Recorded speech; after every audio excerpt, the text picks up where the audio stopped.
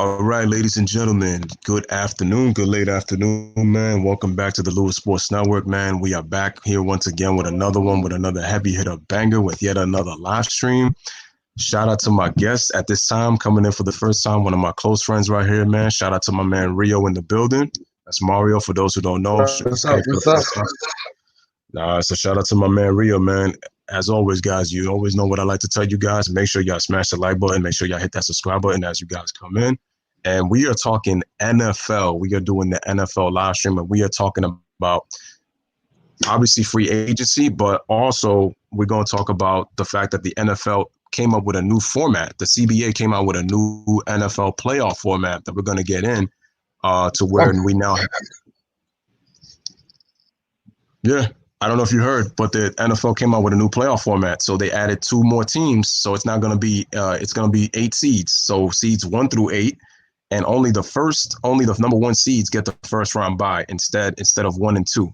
So now the other seeds, the other seeds are going to be they're going to be pretty much battling out. So it's now 3 wild card weekends now. So it's like the other 6 teams for both sides are going to be pretty much it'll be 3 games on wild card weekend. So instead of a doubleheader, it's a tripleheader now. So that's what it's going to be.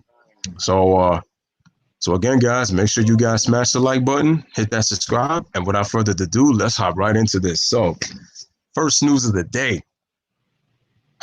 Arizona Cardinal fans, I know y'all excited, man. I know y'all are super excited because y'all just landed a big fish in DeAndre Hopkins. So, the Houston Texans decided to trade DeAndre Hopkins. I don't know what Bill O'Reilly was thinking. So, they trade him to the Cardinals. And they obviously get some picks back, and they get David Johnson. Mm-hmm. So, Rio, your thoughts on the DeAndre Hopkins trade that the Texans decided to do to give to the Arizona Cardinals, man? What does that do for both teams, in your opinion? And then I'm going to give my opinion on the back end, and then we hop on to the next topic. I think easily this was a bad trade. I don't think the Texans should have done it. I don't know why they did it. Honestly feel like the Cardinals now, they just bumped themselves up, a level. Mm-hmm. I still don't think playoffs, but, I can see them making some noise, especially with the quarterback that they have. So, I don't know what Houston's going to do now as far as all season. I know that Deshaun Watson is punching air right now, so it's crazy. Don't know why I hear an echo. Shout out to Chen Smoke in the building.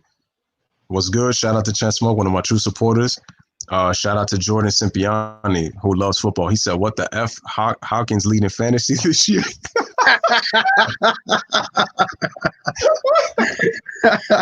Yo, right? I mean, because he was the biggest news of the day leaving, man. I mean, I look at it as guys like Christian McCaffrey. I mean, because, that dude is a fantasy beast. But, I mean, I had him for my fantasy team. But, he's going to be leading that joint. Shout out to Chen Smoke in the building. Oh, shout out to my main man, D. He says, send me that link. All right, no doubt, man. Got you, man. So let's join the back burner. So Rio, you're going to be my man, D. Jefferson, who loves football. He's a big football fan, baseball fan, basketball fan, boxing fan, everybody's and MMA opinion, fan. Man. This joint, So I'm going to send that link and definitely get D on the back end. Let me just send it to him real quick. Let me send that email. So what are your thoughts, man? What are your thoughts about this trade, man? So let me tell you right now, man. When I found out the news on my phone on Bleacher Report, I said to myself, what the hell is going on here? I said, y'all really trying to have Deshaun Watson punch air right now, which is what that dude is doing because, he's young. He's talented. He just had a great season. His touchdowns, every time he scored a touchdown, them joints be lit. But it's like, the dude is young. And I'm like, you need to surround him with pieces. That offensive line never really gave him time to throw the football. And you getting rid of one of the best weapons in the NFL and you trade him to the Cardinals, a team that obviously struggled last year. And it's like, okay, they get a little bit better because now they have somebody else that they could go to the outside. and to pretty much you pair him up with Larry Fitzgerald, and you got Kyler Murray. Ooh, I forgot about that. Ooh, so that's what I'm saying. That like if you, so I'm like Larry Fitzgerald, he's not getting like the huge chunk of yardage, but he still has some of the best hands still ever, even in today's game. So you put them at the outside. I mean, that is it's honestly gonna look nice. And then you got Kyler Murray. You give him a weapon to play with as a young quarterback. You give him confidence. Like you got somebody you could throw the ball to.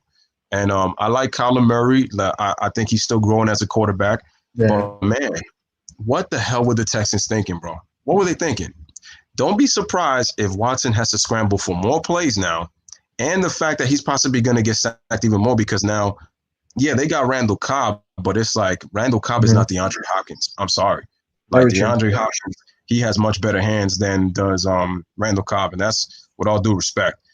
I don't know what the Texans are going to do. I just find it real crazy that they decided to do this crap. You know what? I just thought about something. Kyler Murray might have a season like what's the Cleveland Browns quarterback name? What's his face? Baker Mayfield. There you go. There you go. Just because he has these two weapons, this is why I don't believe in the hype right now. So I think it's just too soon to call. Hopefully he'll manage both of them because Larry Fitzgerald he's gonna get whatever he can. So, but I don't know if he can handle both dynamic wide receivers. I don't know. I got to see that. That's something I have to see this. Yeah, that's what I'm saying. Like, because even the Cardinals, they themselves have got to fix themselves on both sides of the ball too, because they're not good defensively neither. They do got some good players on defense, but but they got the issues. So, ladies and gentlemen, before I go into the chat and we continue with this, and we got 3 people watching, let's get the likes up, man. We need people to continue to subscribe, hit the like and share. Please subscribe, man. Please subscribe. Shout out to Arnest in the building. But ladies and gentlemen, without further ado, my main man, my partner in crime during the basketball lives, man, and we do MMA together, the Godfather Jefferson. Welcome to the building, my brother. How are you doing on this Tuesday afternoon, late Tuesday afternoon? Salute. D, are you there? What's going on, D? There we go. What's up? What's good, everybody? I'm getting ready to take y'all for a ride. I gotta go to the store right quick, but it's all good. I ain't gonna fall off this time. I switched to Verizon, baby. Let's go. Okay. No, as long as you don't go back to Sprint, we're good. Bro, I was with fucking Boost Mobile, and that motherfucker still on up.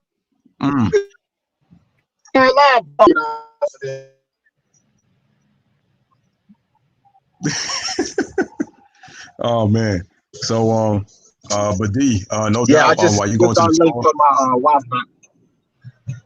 Yeah. Okay. But no doubt. Man, yeah, it just off from my Wi-Fi, so it just gave y'all a little bit of. No doubt, man. So, this is Rio. I mean, if you haven't seen him yet, and Rio, obviously, that's D in the building right there. So that's one of my close friends, and I had to invite him for this live stream, man. So talk football. Yeah, man. It's too much going on. I had to join you. Hey, good to meet you, Rio. I tell you like this, my brother Louis. We always have basketball in common, right? But I do multiple sports on my channel too: basketball, boxing, MMA. I used to do football, but it was just too much. You know what I mean? So I kind of let football go, but I am a football aficionado, so let's get this in. I hear that. Yeah.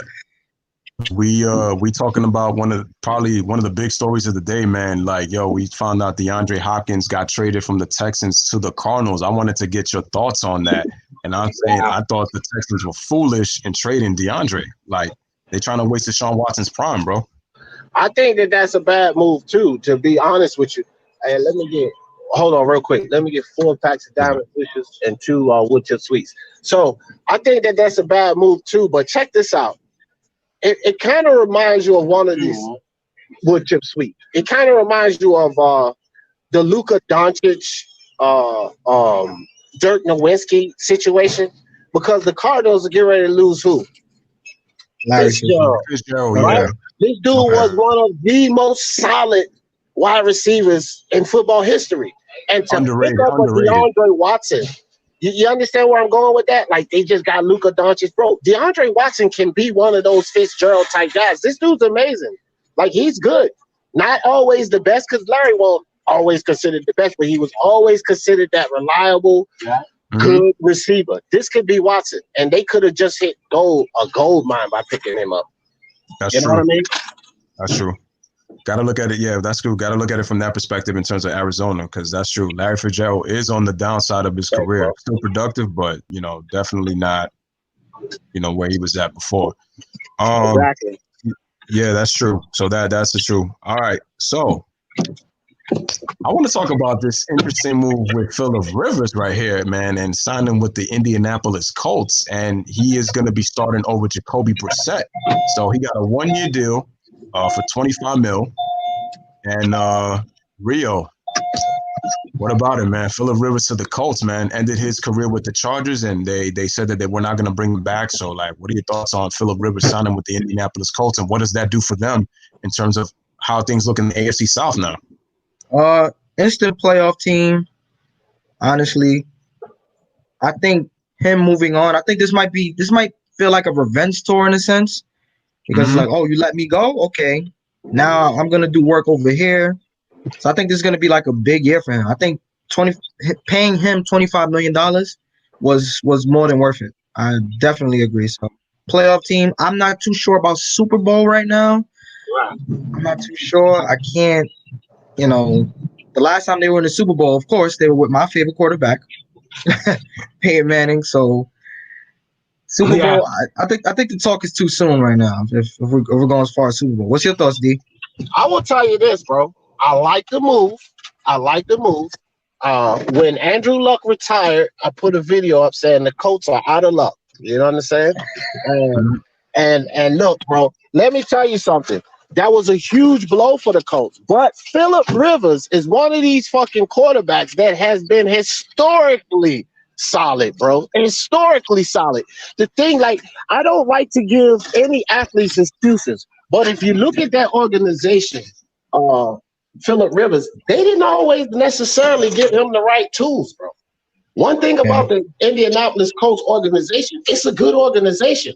So this may be a redemption tour for Phillip Rivers. This may be one of those type of things to see. I told y'all, motherfuckers. Now look what I can do when I have what I need.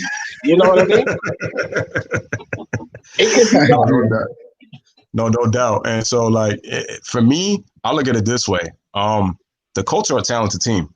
They're very talented. So you're talking about, I'm telling you, like, I think having Phillip Rivers will give them that veteran quarterback that they need. And that way Jacoby can learn a little bit more. And I agree with you guys. I think it's going to be a revenge tour for Phillip Rivers, considering that they had to cut ties with the Chargers. And I'm like, yo, the Chargers had a bunch of nice weapons themselves, man. And I really feel like that with that move that they definitely are going to be a playoff team. And the funny thing is, people forget the Colts were They were 6-3 at one point in the season, but because of the injuries that they had, they ended up losing some key games, and some of the games were close. But they definitely would have been in the playoffs last year had they not gotten injuries at the wrong time. So I really felt that if they were able to stay healthy, I really felt that they possibly would have been a playoff team, fighting at least with the Texans. In the AFC South. But I really do like the move, and I think that it will help Jacoby Brissett. And like I said, with the weapons that Phillip Rivers has, they got their running back, they got some good wide receivers. I think that the Colts not only make the playoffs, but Phillip Rivers has a vengeful season. But I agree with you guys. I think this is going to be one of those things. Because remember, the Chargers were not bringing him back just because of what happened last year. There was a lot of inconsistency with him.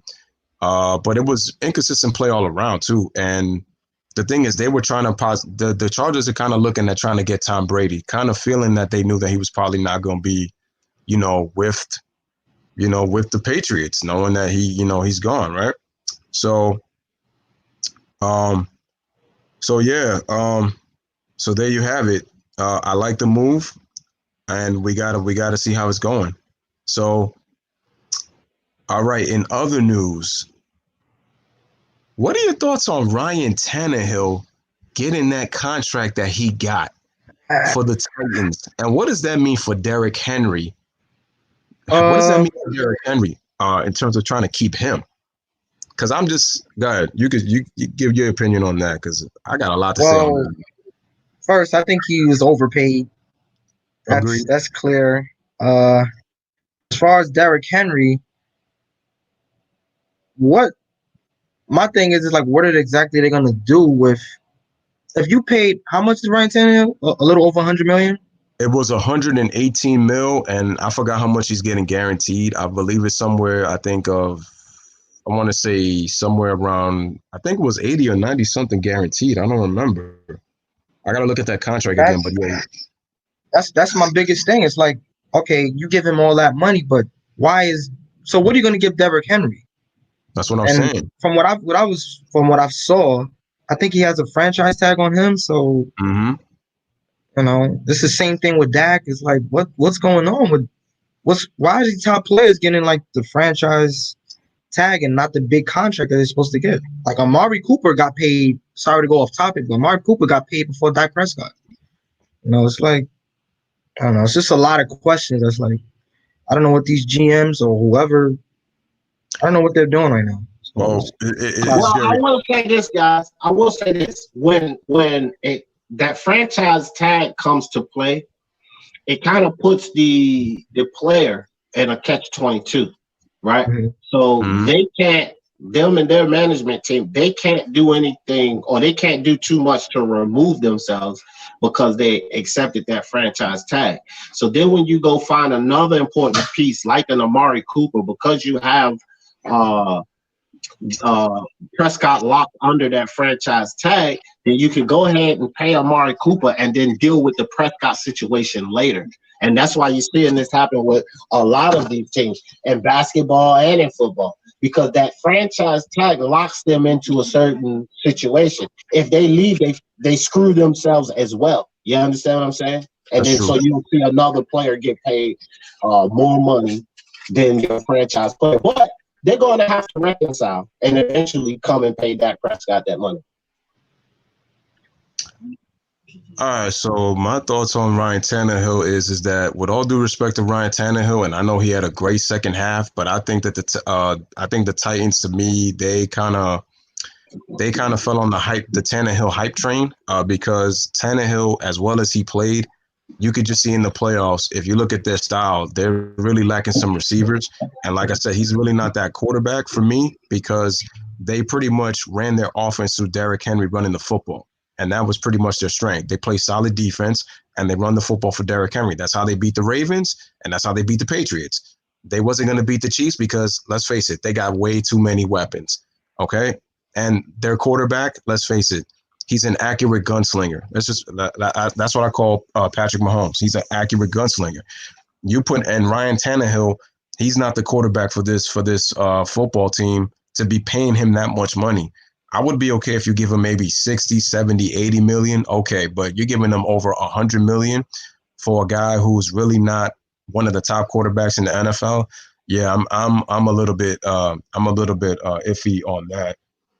And like I said, what are you going to do when Derrick Henry walks? Because now he's going to get more exposed because there's no running back. So now you're forced to throw the ball more. And it's like Ryan Tannehill is the Jimmy Garoppolo of the AFC because now you're forcing him to throw the ball more. And it's like he's a game managed quarterback. He's not a quarterback that's going to carry your offense and be throwing to receivers, even the non-receivers. Like he's Jimmy Garoppolo in the AFC. That's what Tannehill is right now. So to give him all that kind of money, knowing that you're possibly going to lose Derrick Henry, yeah, the Titans put themselves, to me, they kind of put themselves in a bad spot by doing that. And remember, they just let Marcus Mariota go, so he's gone to the Raiders. So that to me is like, I don't know what some of these guys are thinking in the organization, but it's like you really need to like try to do your homework in terms of some of these moves that y'all make in the offseason. But like that's pretty much my thoughts on Tannehill. He's another Jimmy Garoppolo. Like you're really gonna trust him to put like he got hot, but the Titans, they fell for the hype. I'm sorry. I They could fell see for like a 25 touchdowns and like 12 interceptions kind of season. You know, nothing dynamic. Yo, you know what? You know what? One thing, like, where you can give Jerry Jones somewhat respect. A lot of these owners step in, and then you see situations like this happen with Derrick Henry. Sometimes you see Jerry Jones make mistakes on the Cowboys, but it's never really as detrimental as it is to some of these other teams. You understand what I'm saying? Like, Jerry Jones will blunder sometimes, but he doesn't make mistakes that's going to destroy the fucking team, bro. A lot of these other owners come in and they make mistakes like that, bro. They stick their nose in instead of letting the general managers handle the business, like what they hired them for, and then they make these type of mistakes, bro. And so that's one thing I like about Jerry Jones, because he knows this game. And, you know, no one's perfect, and he's going to make mistakes, but he doesn't make those type of mistakes. Y'all understand what I'm saying? Mm-hmm. So, I mean, I agree with you, Louis. I think that they're going to have to figure out some things now. That deal was definitely one-sided. It did not benefit them, not in my opinion. I don't know. It's just, yeah. I don't know. I'm just looking at that as just like, I get Ryan Tannehill play very well, man. And the thing is also, you have to understand something. The regular season isn't always going to be the same as the playoffs. You could play with momentum until you run into those better teams. I'm saying to myself, okay, Ryan Tannehill, yeah, he's balling, but I'm like, is he going to do this against the better teams that they play when they match up in the playoffs? And I said, and I looked at the Chiefs and I said, oh, no way, no how. One, the Chiefs defense is playing better. And then on the offensive side of the ball, Travis Kelce, Sammy Watkins, Tyreek Hill, McCole Hardman. Yes. Sorry. No, not going to happen. No way. Right. And then, no way. Another thing we got to look at, too, is the mental fortitude, bro. Because Mahomes has shown us, especially as a rookie, a strong mental fortitude. Ryan Tannehill has broken down a couple of times. That's I've seen right. it. His mental has broken down a couple of times. Sports is half mental, bro. Yeah, exactly. That's just not promising. That's not a promising thing right there. When you see that, when you see a guy break down mentally, I don't give a fuck what sport it is, pardon my French. But when you see that, that's trouble. No, it definitely is. No, for sure. All right, so guys, we are getting on. So let me just check with the chat, because I haven't checked with the chat yet, and then we're going to get on to the next topic. And the next topic is actually going to be on Byron Jones getting that contract from the Dolphins, getting that 5-year, $82 million contract. But before I get started, let's just go back into the chat. Let me see. So he said, yo, that'd be crazy if the Bucs landed Brady. I heard they gave him an offer, but I have not heard that. That would be crazy if the Bucs got him, because Winston is not coming back. He made it very clear to the Bucs that he's not coming back. So right now, I'm wondering who would pick up his services at quarterback. Arnett says KD has the COV. Yep, I heard about that. He says he's good, but he's not even playing, and it's like, I don't know. Jordan says, bro, Jones, Hopkins, Brown, then Odell, Cobb so far down that list. Oh yeah, compared to those guys, yeah. Compared to those guys. That was a big deal for the Colts, man. Hey, bro, he says go ahead, D. No, no, go ahead. Keep with the comments, because I got a comment about Brady, but go ahead with the comments, though. Oh, yeah. That's the topic I actually been waiting for to talk about. Brady? We could get to him next. All right, so he says, Chen says, if the Colts line gives him time, it's going to be good. Yeah, that's going to be the key, because, yeah, that's true. Jacoby got sacked a lot of times during the season. So, yeah, they got to give him time, that offensive line. Raduni says they don't care. They only care about the money. I mean, the CBA. Listen, man. The cap moved up to 198.2 million. For football. So they just got to reach a new agreement. And I also wanted to talk about that, because they also not only do they have a new CBA, but like I said, also the playoff format it changed. So yeah, it is all about the money. It's true. I'll be laughing when Ryan is sitting on the bench. But who are they going to put in to replace, though? That's what I'm saying, man. Y'all investing all this money on Tannehill like he's going to be super Tannehill. I don't know how the football game works, but I can see that the players don't really have any power. Nah, it's all about the owners in the NFL. They don't really got power like that. Exactly. It's quite honestly, they kind of run things kind of like a slave plantation when it comes to that. It's all about the owners before the players. Brady is out for football.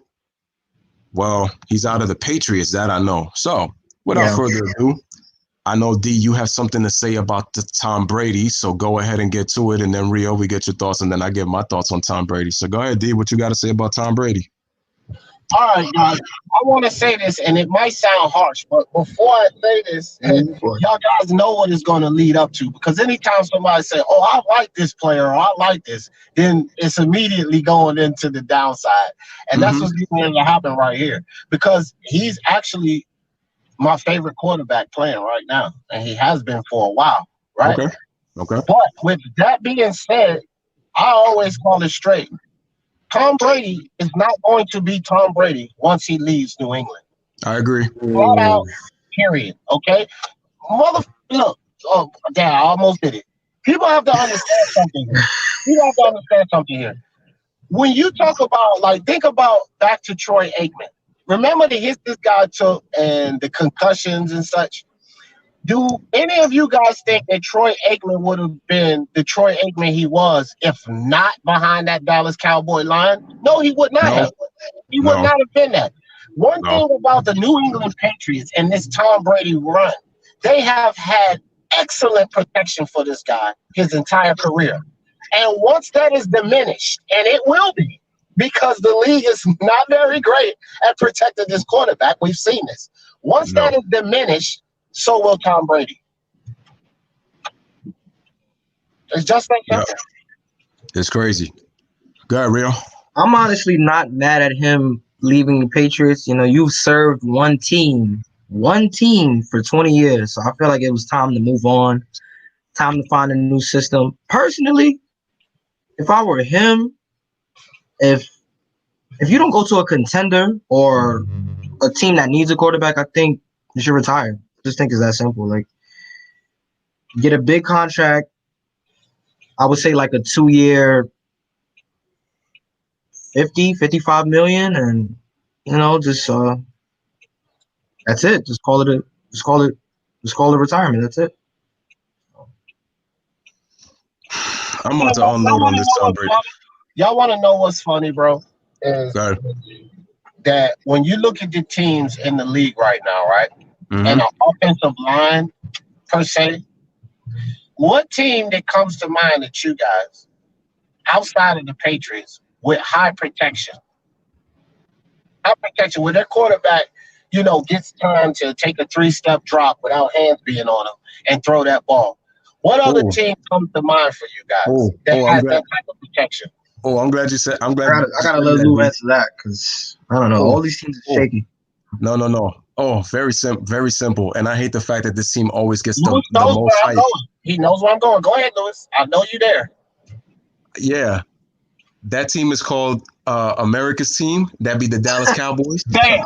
Bam. And the worst thing in the fucking world would be, pardon my French again, for the people to see Tom Brady go to the Cowboys. But he would be successful there. But he would definitely be successful there. You guys see? That's why Louis knew where I was going.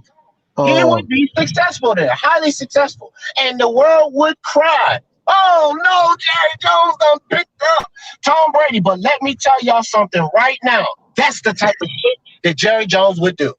And y'all know it. Of course. I didn't. Did I just shake it up right now? Honestly, I didn't want to believe what you just said. I didn't want to believe it. Like, and I can't believe that. But just look at all the elements, fellas, because we know that Jerry Jones is the type of owner that will make this move, regardless of Prescott and the friend. He will make this move, and people will be befuddled by it. But who the hell think that Prescott is going to play in front of Brady? Nope, not happening. And when they put Brady on that damn field, he will find success, bro. He will find success. With Amari Cooper, with the size of those, oh my gosh, bro.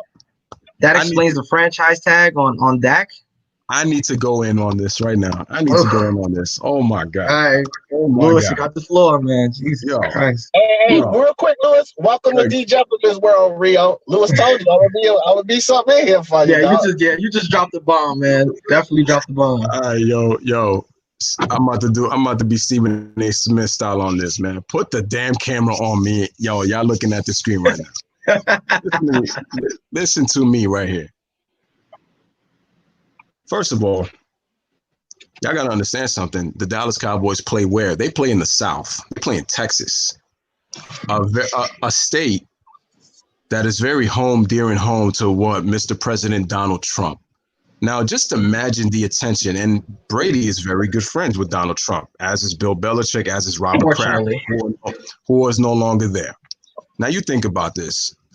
Like Dee said, it's no wonder that they franchise tag Dak Prescott, because you don't think that with Amari Cooper, you don't think with Ezekiel Elliott, you honestly don't think that Tom Brady wouldn't go to that team? And think about that. You're going to another historic. Look, the Patriots, they became historic. Tom Brady goes to an already historic franchise, and let's say he wins another Super Bowl. That would put him at 7. He's already won 6. That would be his 10th Super Bowl. He wins 7 Super Bowls in 10 tries. And you know 70%? What they were also saying? You know what they were all, and here's the thing also. Imagine if he does go to the Cowboys. We already know the fanboy that Skip is of Tom Brady and the Cowboys. Now, can you imagine if Tom I don't Brady want to picture this, man. You don't want to picture it, but just imagine if Tom Brady was to be with the Dallas Cowboys. Forget about the other 31 NFL teams. It would be all about the Cowboys. It doesn't even matter about the Steelers. It don't even matter about the 49ers. Forget it. Those guys could be good. The talk every single day would be nothing about Tom Brady and the Dallas Cowboys. All day. And think about it.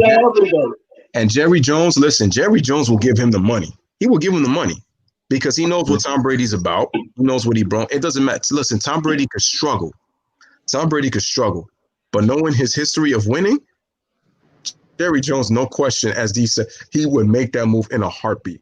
And if I'm Dak Prescott, I get the hell out of there, because it just basically tells you as many years as you played, and Skip was basically saying that he felt like he deserves the money. So, and Dak played pretty good. Okay, Dak played good. Now, I feel like he's a little overrated. And imagine, could you also, the Cowboy fan base would be out of control if Tom Brady were to go there. And then Tom Brady fans and even Patriots fans will all of a sudden converge and all become Dallas Cowboy fans. All of a sudden. Yeah, it would be a mass hysteria, bro, because listen, not only that, these damn cowgirls, and I'm telling you now, I hate the Cowboys. I hate them. But these damn cowgirls would be in contention for that. You know, look, what's the biggest argument? Pittsburgh, Patriots, Cowboys. How many Super Bowls? The Cowboys will be right back in there in contention with all of these damn Super Bowls. And we would have to listen to this crap that I have had to listen to for the past 20 years, bro. It would continue. Unbelievable. And it's crazy because the Cowboys they haven't won a Super Bowl in 24 years. Well, make it 25 now since it's 2020. So it's been a half century. I laugh every single time when they got the talent. They don't know what to do with it. And I hear every single year, the Cowboys will be in the Super Bowl. The Cowboys will be in the Super Bowl. And I'm always telling y'all, wait till next year, because I laugh at y'all, man. I laugh at y'all because your owner is always worrying about being a celebrity rather than being a damn owner. And they put the pieces together, but it's like the thing with Jerry Jones also is, even if they bring Tom Brady, it's like he wants yes men. See, he doesn't want people that get back at him. He doesn't want people that have that type of personality that's just going to be saying like, that's just pretty much is going to say no to Jerry. That's the problem. He wants people under him, and he's always been like that with people he always keeps bringing to this damn team. Head coaches, assistant coaches, quarterbacks coach, whatever. It's always been like that. I got to say this about Brady, though, and this is a bold statement, but if they get Brady on that team, I say automatically they'll be playing for the finals to go to the Super Bowl. Automatically, I put them in that game. I agree. Automatically. Because since Peyton Manning left the game, The smartest two quarterbacks on that freaking field is Tom Brady, and here's a shocker, Phillip Rivers. Smarts. I'm talking about thought. Think, not talent-wise, because of course we would have to put Breeze up in there and such, but smart as far as, you know, understanding the defensive setup. Phillip Rivers is a smart quarterback, bro. And since Peyton by far was a coach on the field, so I'm not putting any of them close to him when it comes to that. But since he left, the smartest two quarterbacks is Tom Brady and Phillip Rivers. So I put them right into that game to fight to go into the Super Bowl. Right in. It's crazy, man. It's crazy, man. I call Peyton Mr. Audible because I don't know. I keep telling y'all, man, how many audibles will this dude constantly call in the middle of a game, always trying to change the defense, man. And he would tell you what kind of defense they play. Yeah. Every time we call an Omaha point, Tom Brady would even do the same thing. Like when he can read the defense. But here's the thing about Tom Brady that kind of gets me upset. And here's the thing. The offensive line never gets enough credit. It's always how Tom Terrific does the fourth. But you understand something, and D, you mentioned it already. The offensive line always gives him the protection to throw to his receivers, and they don't really get the credit. It's like, well, it's like, oh, Brady did, you know, Brady was the one that did everything. Last time I checked, Brady don't play defense. Last time I checked, Brady's not protecting himself. He can't really scramble. His job is to throw the football. And obviously, the offensive line has got to do the job. But how many times I've said this a lot of times, the offensive line is the MVP. Because it's like when Brady gets, obviously, look, Brady's got the poise to be able to make the throws. And obviously, the receivers, they got to make the catches. That's obvious. But, bro, put Tom Brady behind the Cincinnati Bengals, the Tampa Bay Buccaneers, or the Redskins offensive line. He will be doo-doo. Put him behind any three of those offensive lines. And I don't care that it's Brady. He would be absolutely trash. Because those quarterbacks, and I know because you know, Louis, me and the Redskins, those quarterbacks cannot take a three-step drop without having hands in their face. You put Tom Brady under that kind of heat, and I'm going to tell you why he will be trash. Because my Giants beat him twice because of that. They kept him in the dirt. They kept their hands in his face, and he couldn't perform at that level. So if you put Tom Brady behind that kind of line, he's not going to be successful. You put him behind that Cowboys line, he's going to be a problem. Well, I just got some breaking news, guys. Okay. What's up? It says Tampa Bay is the expected landing spot for Tom Brady. Barring anything unforeseen, sources tell Adam Schefter and Jeff Darlington. And he's done. And he's done. And I'm going to call it out right now. He's done. If he goes to Tampa Bay, mark my words, I said it right here on Louis Live. If he goes to Tampa Bay, y'all remember I said this, he is going to end his career badly. Listen, I'm telling you right now, if Brady, but here's, you know what it is? Something's just telling me. I think one of the reasons that Brady left is not just the fact that he didn't want to stay, but part of that stigma is trying to say he's trying to look, and I don't even know if he's just trying to go off in the sunset or he's basically trying to say, I'm trying to win a title without Bill Belichick. The thing is, I don't see him winning it in these 2 years. And then you just confirmed it by if you're going to the Tampa Bay Buccaneers, because let's face it, how many times did Jameis Winston got sacked? How many times did he get sacked last year? Did he have 30 touchdowns, 30 interceptions? He threw a lot of interceptions. Look at the three teams I just called out. Before Rio gave us that breaking news, look at the three teams I just called out. Yeah. Tampa Bay was one of them. Tampa Bay was one of them before we got that report. Bro, that's crazy. That's like ESP almost. I'm telling you, if he goes to Tampa Bay, I said it, Tampa Bay, put my Redskins in there, forget about the other team. Now we got Tampa Bay on the map. Tampa Bay or the Redskins, he's done, bro. Or any team like that where the quarterback cannot take a three-step drop. Tom Brady, as great as he is, he's used to having protection. It's sort of like boxing, right? And I'll bring this all together here. When you have a fighter in boxing that goes in the ring, right? And he goes at this guy, and this guy is a lower level fighter, and he can go in there and he can have his way with that guy, then he becomes accustomed to certain things. Well, Tom Brady has become accustomed to time. He's become accustomed to time. He's not an athletic quarterback. He's not one of Nope. these guys that's going to break out like Lamar Jackson. Have you seen Tom Brady run before? It looks pathetic when he does that. So when he goes on a team like this and he doesn't have that time, then he can't have his way. Like that boxer that's used to going inside and just able to have his way, right? Tom Brady's not going to be able to have his way. Bro, he's going to end his career badly going to Tampa Bay. He's not going to. People don't even talk. Bill Belichick and Tom Brady need each other to win, and that's the reality of it. It's true, because let's face it, Bill Belichick really didn't have success when he was coach of the Cleveland Browns before he went to the Patriots, and luckily got that Tom Brady, who was a 7th round draft. No, he was the 199th pick. What was it, 7th round? I think 7th or 8th round. Something crazy like that, bro. It was a match made in heaven. They joined at the hip. They Siamese twins, bro, and it doesn't work if one doesn't have the other. It's sort of like Phil and Kobe, and you understand what I'm saying? Phil and Kobe. Mm-hmm. It don't work without them two having each other. It just doesn't work. I'm telling you, man. What happens to the Patriots? I mean, the Patriots obviously have to find a new quarterback, or unless if they're going to use one of their string quarterbacks to pretty much try to fill in. And the thing was, I heard they were trying to go after Teddy Bridgewater before the Panthers picked him up. So, that's already out of the question. So I think that was an awesome pickup by the Panthers. And let's talk about that a little bit. I think that was a spectacular pickup by the Panthers, because I said this season, Louis, we may have been talking about it. I'm not sure. I think we were talking about it. But I said this season that Cam Newton's days were numbered, because he's injury prone. You remember I said that, Louis? Yeah, you did. And so picking up a Bridgewater was extremely solid when Drew Brees went down. That team went on like a 6-1 win streak with Teddy Bridgewater, right? They did. So he was extremely solid. He showed his worth.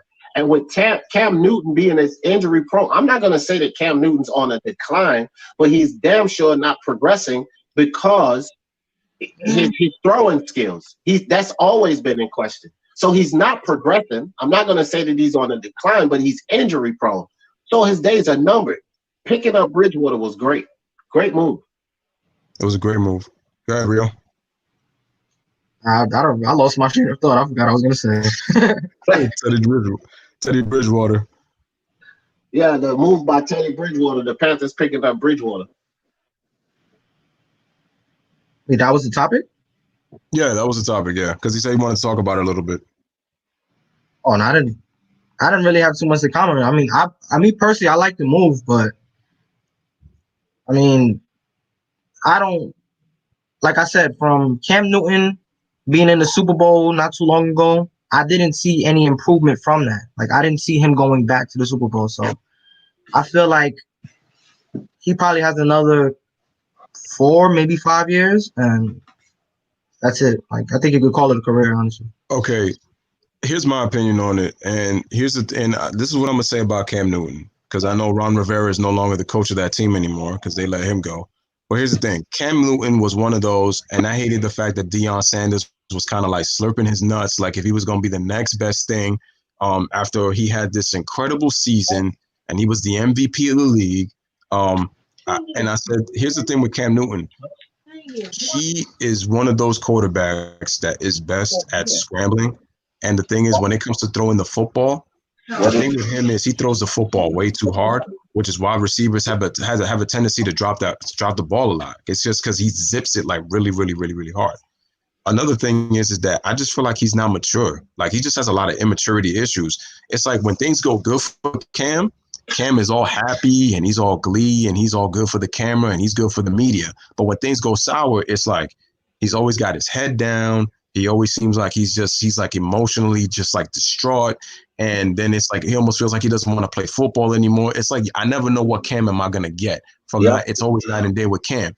Then lately he's been throwing interceptions, so he hasn't been doing a good job at reading the defense. That's another thing. And then also it's like his fashion. Like, just some of the stuff that he be wearing, I'm just like, yo, where's this guy's mind at? Like, he got the same stylist as Russell Westbrook. So yes, thank you. Great. I said, yo, like, who's this? I gotta ask, like, who are these guys stylists, man? I'm curious. Like, That's what I'm saying. I'm I like, yo, don't know, though. It's You ridiculous. get a little money and it's like you just forgot how to dress all the way. Like it's crazy. Yeah, it's What not. happened to just regular solid colors instead of But Louis, I know you remember this, bro. We were talking about the Panthers again, and I know you remember this. We were talking about the Panthers, and I said two things about that team, and it was concerning Cam Newton and Luke Kuechly. Remember, I said that I know you remember this. I said if either one of those players are in a slump, the Panthers are no good. Nope. And it just kind of riding off of what Louis was talking about. You don't know what Cam Newton you're going to get, but that affects the team. Teddy Bridgewater's a dog. He's going to give it all every game. Yeah. That offense will rally behind them. That's another important thing about football and that locker room and the team. They have to have a leader, a quarterback that they're going to rally behind. Teddy Bridgewater gives that kind of play, that kind of drive, that kind of emotion and intensity to the game that team will rally behind him. So now you're depending on Teddy Bridgewater. I think that he will bring the morale of that team up, bro. I think There's so. a lot of people on that team that, they weren't really feeling Cam Newton, his antics and that type of that causes problems in the locker room. This could change the dynamic of that locker room. No, definitely agree. Let me just check into the chat real quick since I was just about to tell you that because these comments have me laughing. I'm seeing some of these comments. Yeah, man. All right, it's like get into the conversation. He says, Chen says, be nice to Brady if he goes to my boys. I'm not gonna be nice to Brady, man. He's had his nice days already, man. 6 Super Bowls, man. Dak sucks. He can't win against good teams. Yeah, that's my thing with Dak Prescott, man. He like Skip be hyping this dude up when the Cowboys be just like ramalanging against these bad teams and they win them by big margins, but then against the good teams they just seem to never show up, and Dak always seems to struggle. That's my issue with that. Chen Smoke says Dak is a glorified game manager. I've been saying that for a long time. That's what Dak is very good at. He manages the game.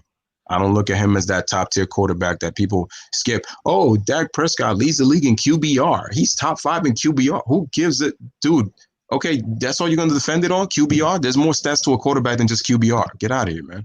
Right. You know what's funny about Skip Bayless, Louis? Fanboy. He'll sit up there and he'll do that with Dak Prescott, right? Mm-hmm.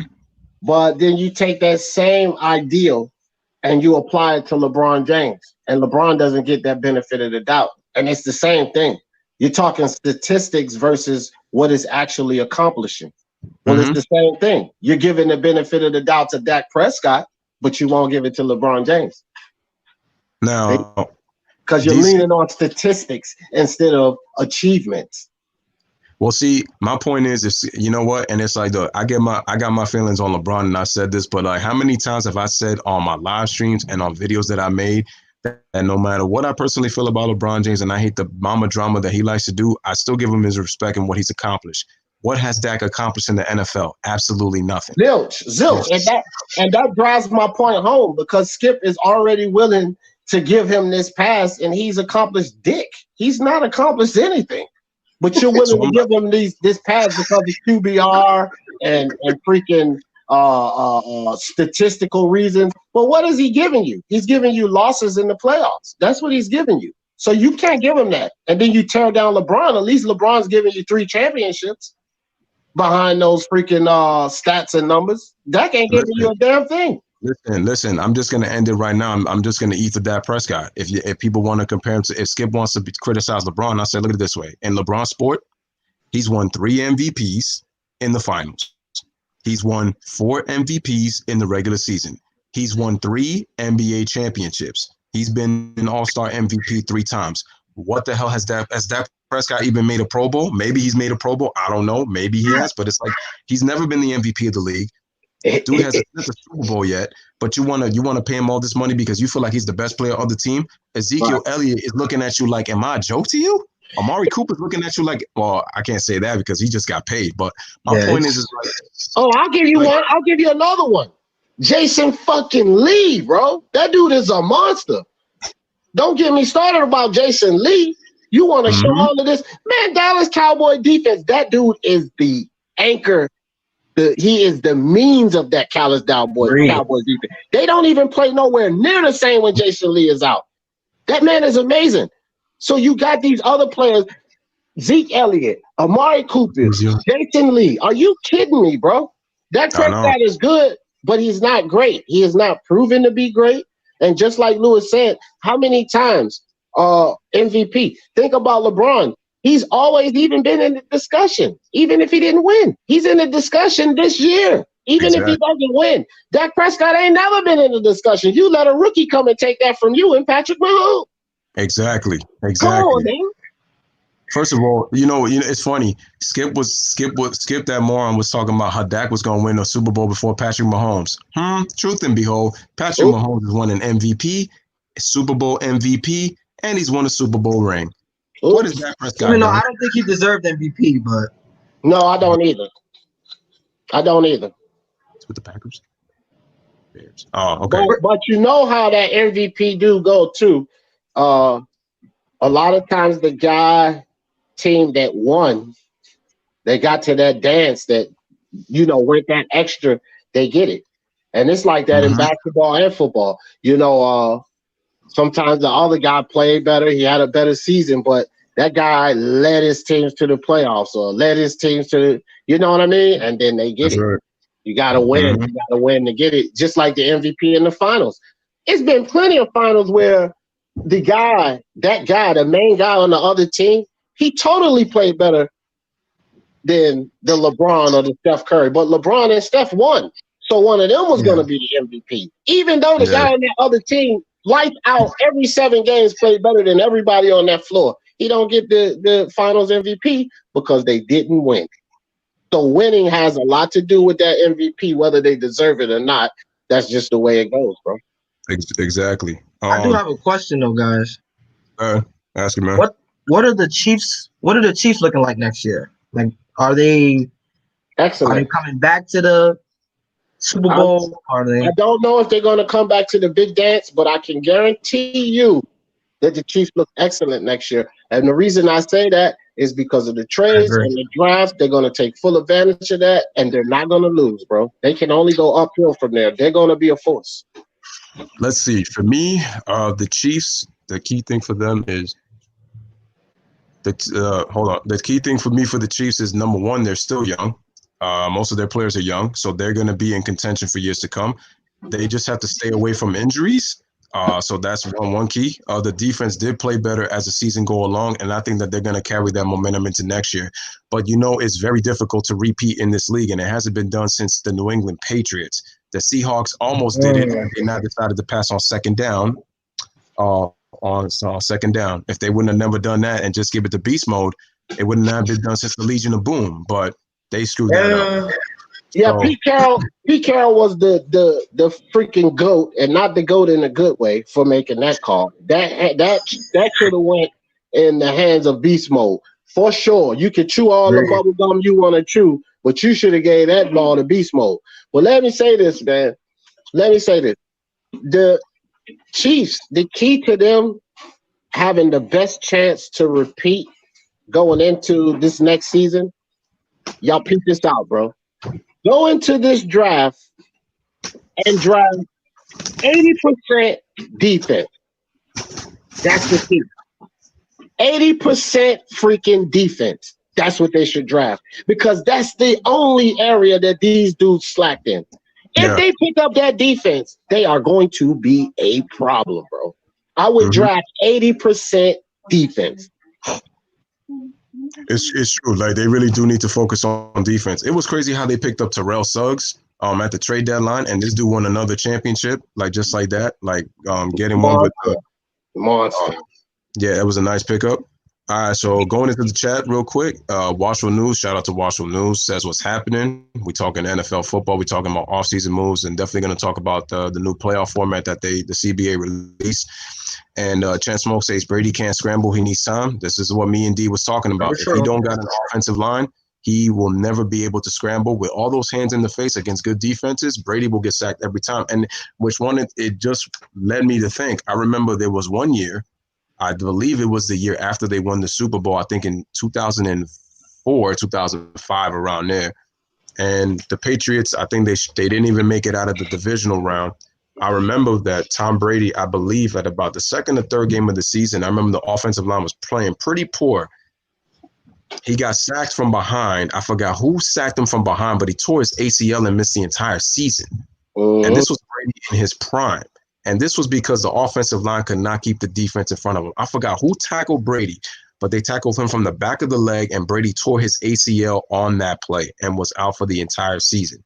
Which goes back to what D was telling you. If he doesn't get time to throw the football, especially with now, and that was Brady in his prime. Now imagine if he's older. You know, when you're older, injuries are more difficult to recover from because of how your body is a lot more slower, and it's obviously like a lot more older. So recovery time takes longer, depending on how well you take care of yourself. But if Brady don't got that O-line for him to throw the football, Brady's not. If he had Patrick Mahomes like speed, legs, that's fine, because you can see what Patrick Mahomes could do with the football when he needs to scramble. Brady's never been that type of player, so we know. No, he's terrible. He's terrible at it. The only person who looks as pathetic as Brady when trying to run is Eli Manning. They're probably equally as terrible. You know what I'm saying? Like they're just freaking terrible when they try to take one. It's a sad sight, bro. It's a sad sight. Damn, I can't lie. That was actually a good comparison, man. And with all due respect to Eli. Yeah, no doubt. No doubt, but these guys are just not the guys that's going to take off and run on you. You don't have much of a threat of that. I've seen Eli run. Trust me, I'd rather him stay in the pocket. That's a fact. Yeah. Jordan, and shout out to Jordan. He says Brady is done, guys. Guys, continue to smash that like button and man, and hit that subscribe, man, for your boy Louis Sports Network. We coming back with basketball at around 8:30. If Rio, you got time, make sure to stick with that because that one's gonna be pretty interesting too. Yeah, I'm definitely with us, right? Huh? G Money getting on with us, right? That's right. Yeah, he's gonna get on, and D, I know you're gonna be on there too because we're gonna actually shake up the playoff format. Like if the playoffs had started today, we're gonna put all the seeds on both sides and see what our NBA champions will actually look like. So I told you that I feel like that's gonna be interesting. So make sure you come back for that one. And like I said, I'll send you guys the links, and you guys can chime in. And we talk about matchups. Like who's the X factor and who you guys think is gonna win. So make sure y'all stay tuned for that. That one's gonna be really good. Rio, what's up? What you know about that B-ball, homie? Oh, what? I know a lot. I know a lot about that. Actually, come join us, man. I would love to have you on there. I know Louis don't mind. Come join us, bro. Yeah, of course. All right, that's what's up. I've actually been. This is the most frequent I've been watching basketball because I'm not gonna lie, basketball wasn't really. The past several seasons, it was you can tell like who was gonna win it, if that makes sense. No, you're right. Pretty much off of the play, like especially the Golden State had their little time, and LeBron had his little quick minute, but last season was the shakeup.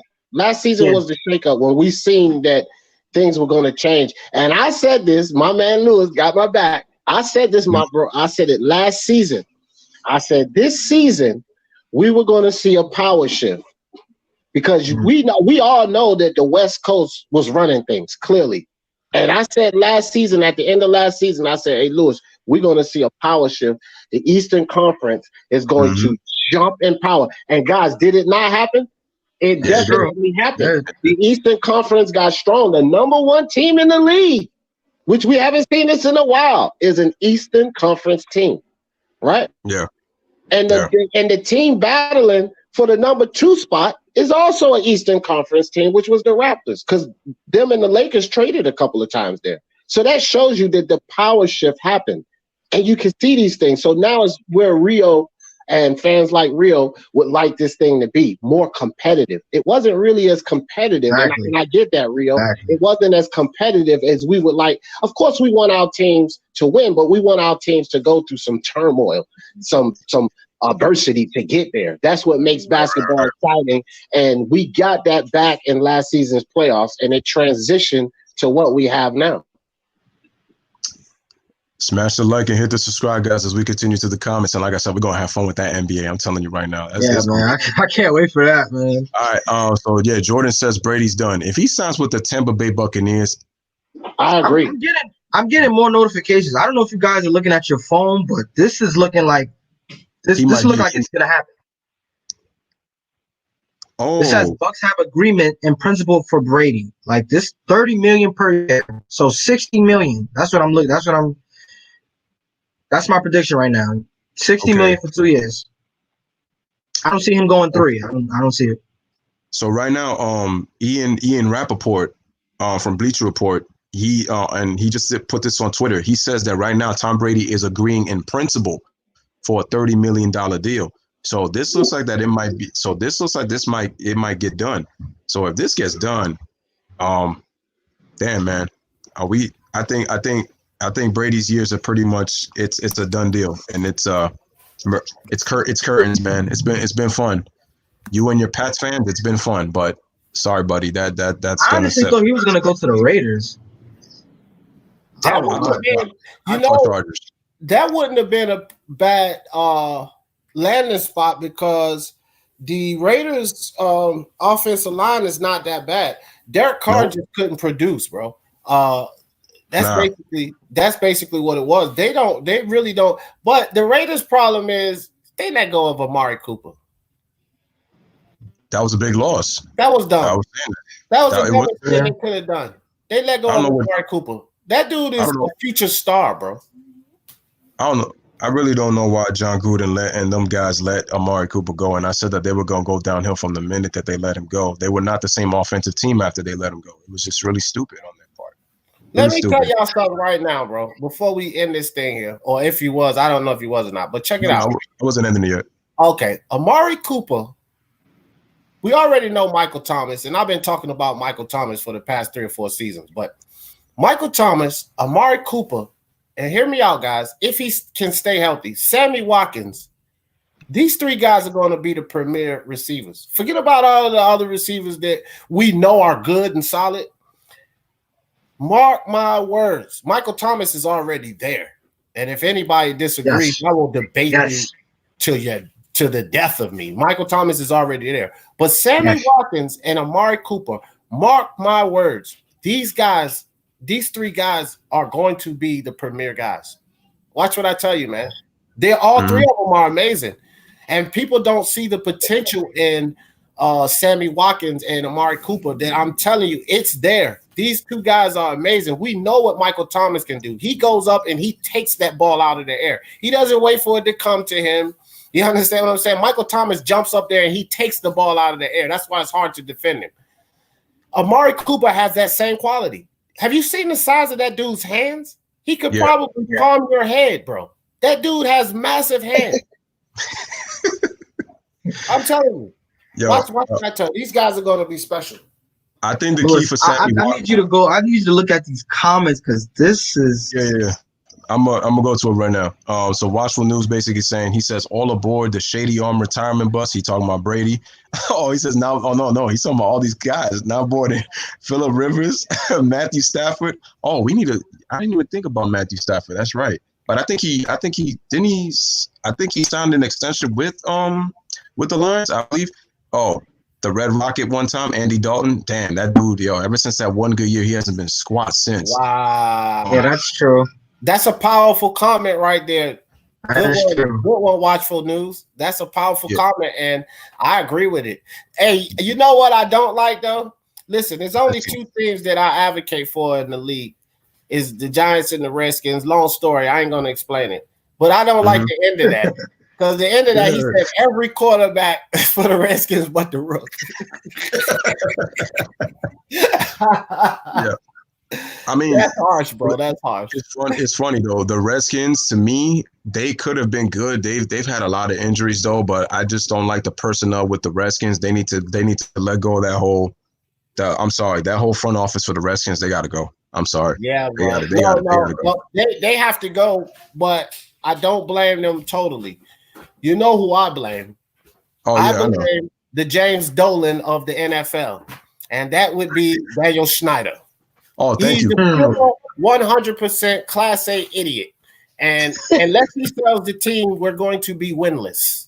That's just my take on it. Winless. Just like Dolan, unless he sells the team, the Knicks are screwed. Right. All right. These bottom comments is hilarious, man. I swear. Yeah, no. Keep hitting that like and that subscribe, guys. Jordan says, how about the Titan run this year? Well, that ain't happening with Ryan Tannehill as quarterback. And if they lose Derrick Henry, you can forget Right. that. That was looking like a Disney World fantasy playoff run. It got ended because, like I said, they couldn't match up. They didn't. I said it. People were like, "Oh, the Titans are going to beat the Chiefs. Oh, the Titans are going to beat the Chiefs." I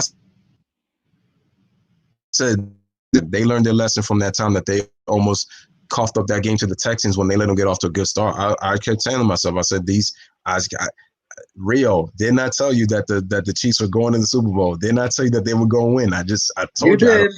I told you those weapons. I said you let them score quick. They are unstoppable. You remember, bro? You picked the Chiefs, and I picked the Texans in that game. Mm-hmm. Remember? I was like, bro, and I felt good.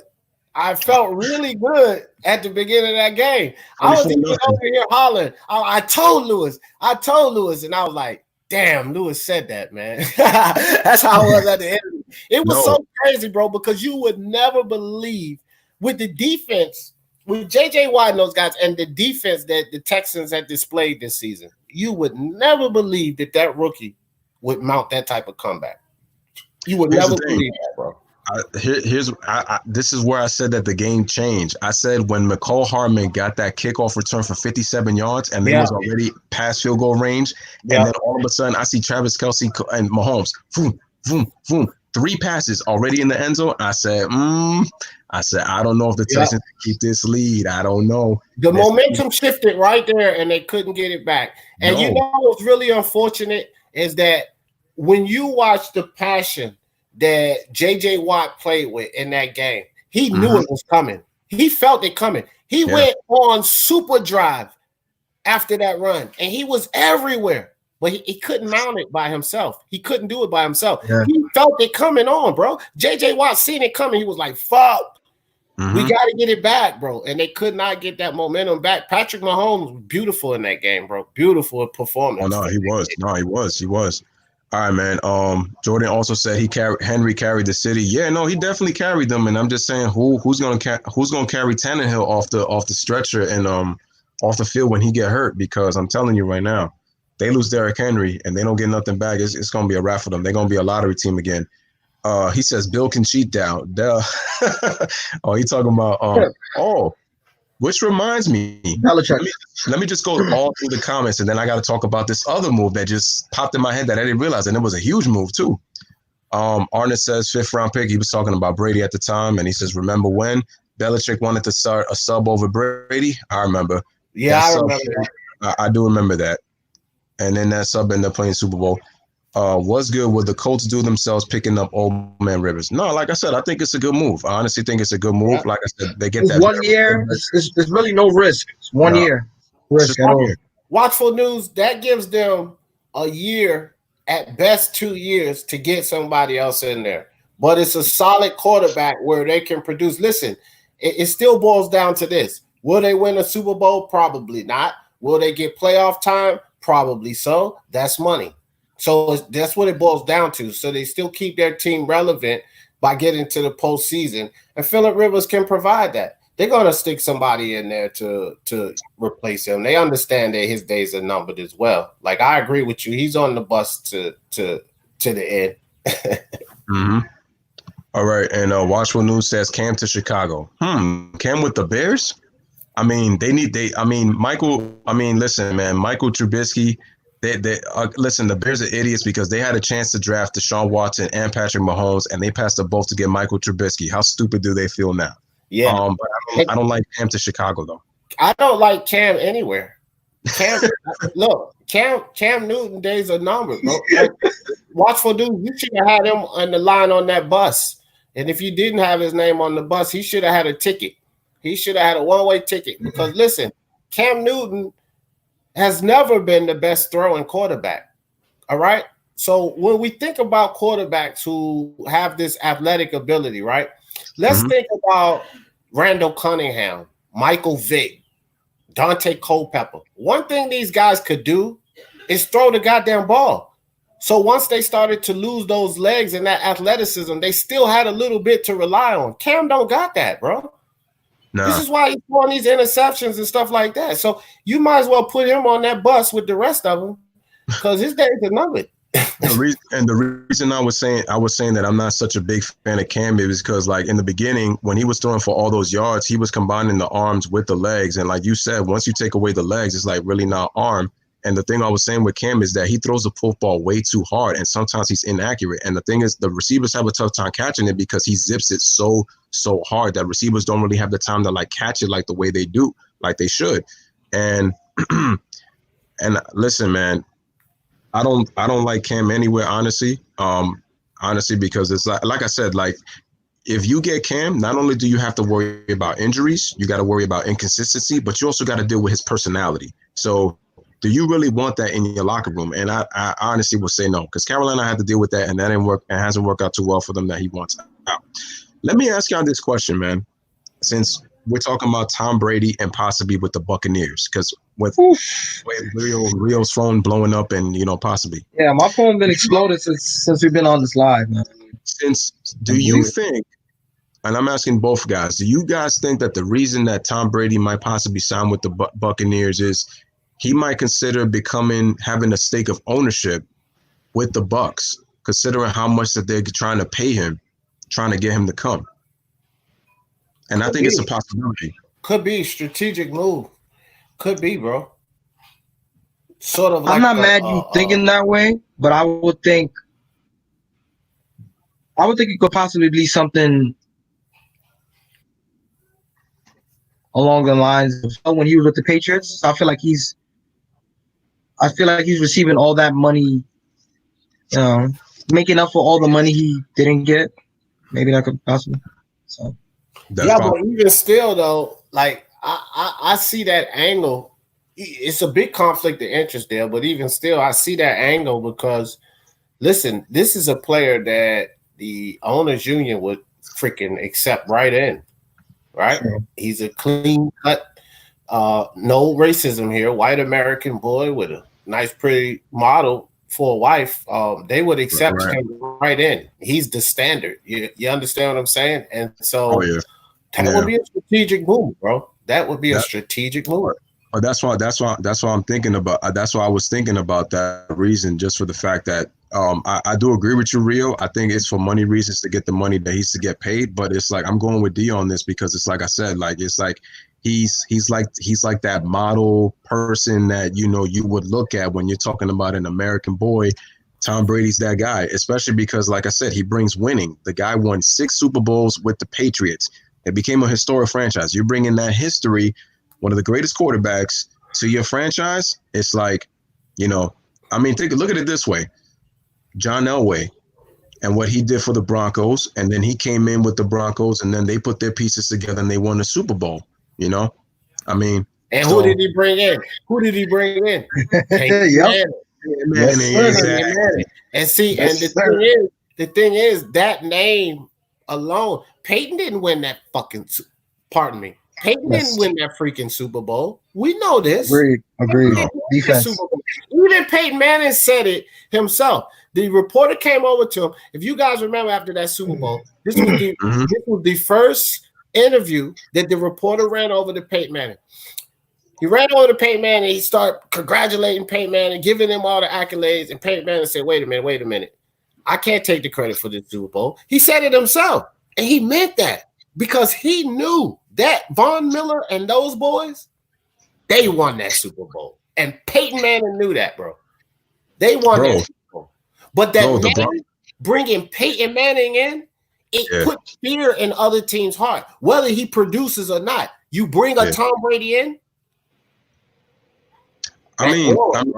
Look, Peyton was able to win another MVP with the Broncos, and he did have a couple of 4,000 pass seasons with the Broncos too. So it was showing you that he was still playing at a high level. But at the same time, the Broncos were the best defense in the NFL that year when they won the Super Bowl, though. They were the best defense. Super Bowl MVP. Von Miller. Who's going to It shows you who won that defense. It kind of reminds me of Giants when they took out the Patriots. A defensive Super Bowl. It's nothing more beautiful than a defensive Super Bowl. don't get me wrong. The offensive Super Bowl is exciting. You get the touchdowns, you get the long passes. But if you're a true fan of football, it's nothing more beautiful than a lockdown defensive Super Bowl. That's what they will put on. That's what the Giants put on against the Patriots. That defense, Baltimore Ravens. That's what they put on, that defensive Super Bowl, bro. You know what I'm still mad about? I'm still mad about that Justin Tuck did not win Super Bowl MVP, but Eli Manning did. His numbers were not crazy. And Justin Tuck, he dominated on defense in that Super Bowl that they won. I believe it was 2011. I think it was 2011, that the second Super Bowl that they won that Victor Cruz was on. Like, he dominated, and he sacked Brady 3 times in that game. And he had, 8 tackles?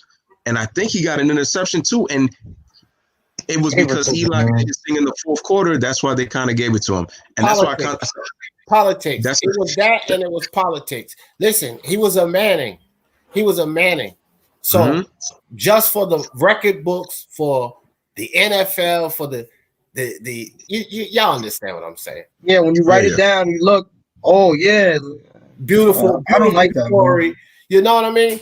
That's what that was all about. And it's unfortunate for Justin Tuck because he really did deserve that. I agree with you. You know, he played similar to the way Strahan played when he got his accolades, right? Because they were the dominant force. Remember Strahan in that first Super Bowl, they bruised up the Patriots. Strahan was the man. Now he had Matthias Kiwanuka over there with him, but Strahan was the one putting all that pressure on Tom Brady and putting him in the dirt. Don't forget my man Osi Umenyiora. Yes, Osi definitely. Matthias Kiwanuka, Osi Umenyiora. They had Antonio Pierce. Don't forget my boy, son. Yeah. Antonio Pierce was another one. So the three runners, you know what? Ward and you know what I do. What's that? I do feel bad for Tiki Barber though. Yeah. Well, Tiki Barber. I feel bad for Tiki Barber. No. I don't.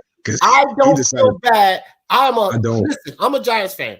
I don't feel bad for Tiki Barber. I'm gonna tell you why. I know why. Go ahead, D.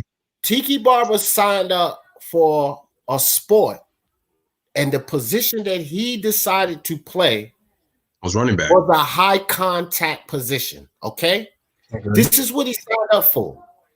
Your team is on the cusp, and everybody knew it, is on the cusp of getting that, and you decide to call it quits and go into commentary. Your brother didn't quit. He's in a high impact position. He's a freaking safety. He got a ring. He got a ring. He got a ring. You came in. You cannot tell me Derek Ward, Justin. Y'all know our running backs. Then you can't tell me if you insert Tiki Barber in place of any of them that we don't get the same results. We probably get better results on the offense because Tiki Barber was a monster. He blew his chances. I have no sympathy for him. And here's the thing too. Here's the thing also, because what was it? Our running backs were Ahmad Bradshaw, Derek Ward, and Brandon Jacobs. The power back. But here's the thing. But they were all good then. No. But here's the thing. They were. I just wasn't too much of a fan of Brandon. No, he's like big for nothing to me. My opinion. Here's the worst part about Tiki Barber though. When he retired and decided to go into commentary, he was criticizing the hell out of Eli Manning, and was questioning his quarterback skills. And Eli actually was doing great in the postseason. The dude was balling his ass out. And next thing you know, and the funny thing was Tiki Barber had nothing to say when Eli Manning won the Super Bowl. He kind of congratulated him, but he was pissed off because knowing that you decided to retire and get off the train when, as you said, D, they were on the cusp of winning. And imagine if we had you as a prime running back, we probably would have beat the Patriots by even more, and the game probably wouldn't have been as much closer because they didn't have a running back that we had. And what were we doing? Playing great defense. Between Bradshaw, Ward, and Jacobs, Brandon Jacobs was our most dominant back. You don't have to like him, but the thing is we had a good offensive lineman, and he was a downhill runner. So he was going to get progressive yards on the majority of his carries. If you think back, Tiki Barber had all of that because he was a little freaking tank, bro. But he also had the moves. See, Brandon Jacobs was a forward runner, downhill. straightforward. Reminds you of a Christian Okoye. He get in there and he bruise you. You understand? But Tiki Barber had the ability to get in there, get low, and do that, but he had moves also. So you reinsert him, we only do better. And he left at that time. Are you kidding me, bro? He blew it. I'm like, y'all seen the movie Major Payne? I said this earlier. Yeah. You want sympathy from me? Look in the dictionary between shit and syphilis, because that's all the sympathy you get from me.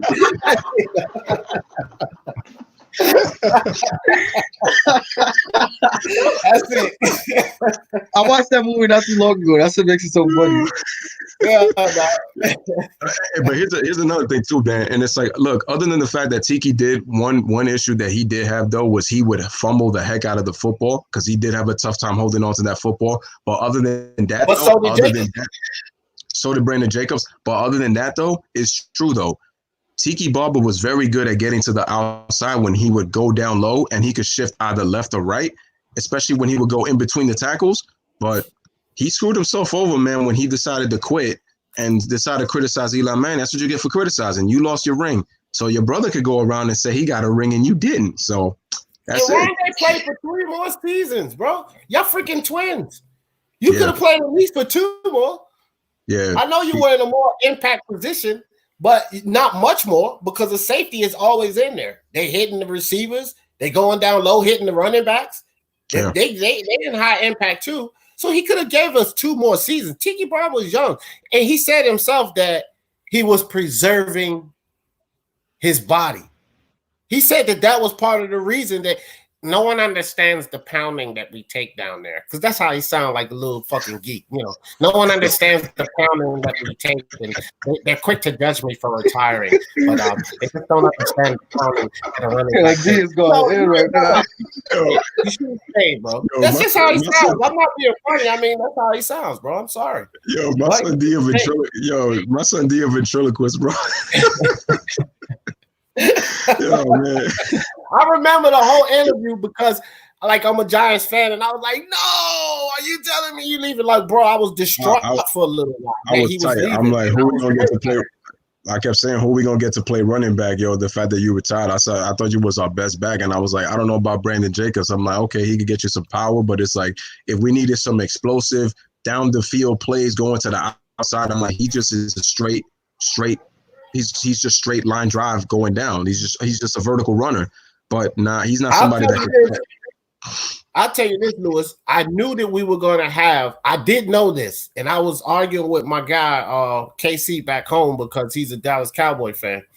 But I knew that we were going to have a good 1-2 punch with Bradshaw and Ward. I knew that. But the problem is, and to go on what you were saying, is that neither of those 2 guys was that power. No. And see, that's what Tiki Barber provided both. You needed 1 or 2 yards. Tiki was going to get low, pound it in there, and get that shit for you, bro. He was freaking tough now. I'm not going to take nothing away from what he did on the field. That's why I was so distraught when he decided to quit. So he would give you that. Derek Ward and Ahmad Bradshaw were speed runners. They were outside runners. They were not going to give you that. They're not going to give you that pounding. The line could load up and stop them, and plus they weren't very big. Tiki Barber wasn't that big, but he was strong as an ox. Derek Ward and Bradshaw didn't give you that. When Jacobs came along, he gave you that and more. He was going to get you 2, 3, 4, 5 yards. He might drag 3 guys for 3 yards. Yeah, that was the point. All right, let me just go into the comments before we continue a bit. All right, so he said it's official, guys. Brady signed with the Bucs, right? Yes, official. I knew it. All right, I knew it. He's done. He's done. Y'all heard it from D Deficit first on my man Captain Don Luigi's channel. He's done. But he said it too. He said if Brady was a sign, he done. Yeah, he done. It's a wrap. He done. He got some weapons though. No, okay. My question is, what is the Bucs record gonna be? If you could predict 10-6. 10-6. I'm gonna go 9-7. I'm gonna go 9-7. I'm gonna go 9-7. I'm gonna give Brady 10 wins. He's still my favorite quarterback. I think I'm gonna go. I'm going 9-7. Yeah, I'm gonna. I'm gonna go. I'm 1-7. Bro, I'm gonna go 8-8. Okay, look. All right, look. I'm gonna change both of y'all mind right now. I'm gonna change both of y'all mind right now. Do your best. Now, look at the season Bucks had this season with quarterback turmoil and Jameis Winston. Because it was times where Jameis Winston had time to deliver that rock and he couldn't deliver it. Now, Tom Brady's going to deliver that rock. They were, you know, we think back to some of those games that the Bucks lost. They were very close games. That's true. Tom Brady takes them over the hump because he makes that pass. He puts it right in the fucking numbers, bro. Which Jameis Winston was putting it in the stands. You know what I'm saying? So I want to give Tom Brady 10 wins. I want to give him that. I mean, you say 10 wins. I mean, I'm going to have to see if the offensive line gives him enough time to throw that football and see how quickly he could do it. Because you got to remember, this guy, because the thing is, look, we're going to give him 10 wins, but we're also trying to say he done. So he gets any one of these big injuries, he done. So I'm trying to find out if it's a 1 or 2 year. Because maybe the second year, that's when I can give him more wins. But I don't know. The first year, I got to see how he does in that first year. Well, I will tell. Look, this is why I say this. Okay, think about the Patriot days, right? And I know he had the offensive line, right? The Patriots receivers were great because they were great, or were they great because of what Tom Brady made it, how he delivered that ball to them. See, this is the type of quarterback he is. He's going to make other receivers. He's going to put that ball on the numbers, bro. They had nothing. They had nothing to rely on. You know, when receivers get out there, and I played football in high school, of course. You know what I mean? But when receivers get out there and they run those routes and they come up empty because the ball is 2-3 yards off, that's deflating, bro. But when they know that they're going to get that ball in the numbers, that brings up morale. That brings up Tom Brady's going to deliver that ball in the numbers. One thing about Brady, if he lets it go, you're always like, oh, because you know that it's going to get there. Jameis Winston did not deliver that ball to them. So he's going to make these receivers look at the weapons. Y'all just talked about the weapons that he has, right? Bro, they're going to shine at some point. They're going to shine. I would even go as far to say they may take the division. I'm not giving them success in the playoffs, but they may even take the division.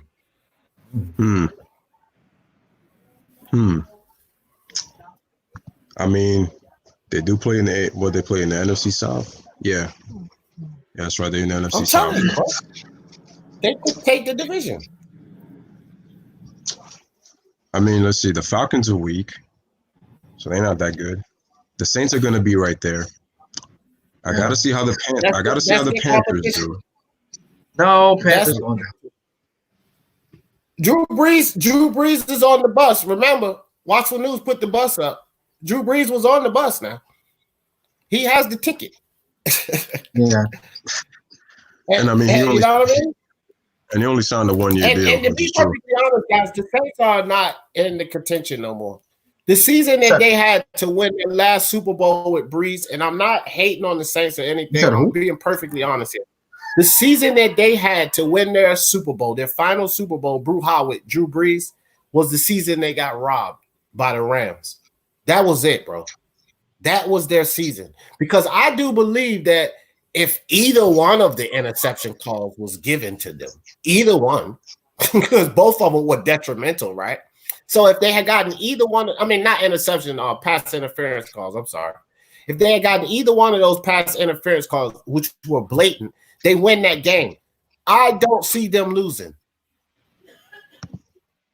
I don't see them losing. Drew Brees is a veteran quarterback who has been to the big dance. That young boy at the Rams, he wasn't ready. He wasn't ready for that pressure, bro. Drew Brees has lived for that pressure. They win. Right. They win.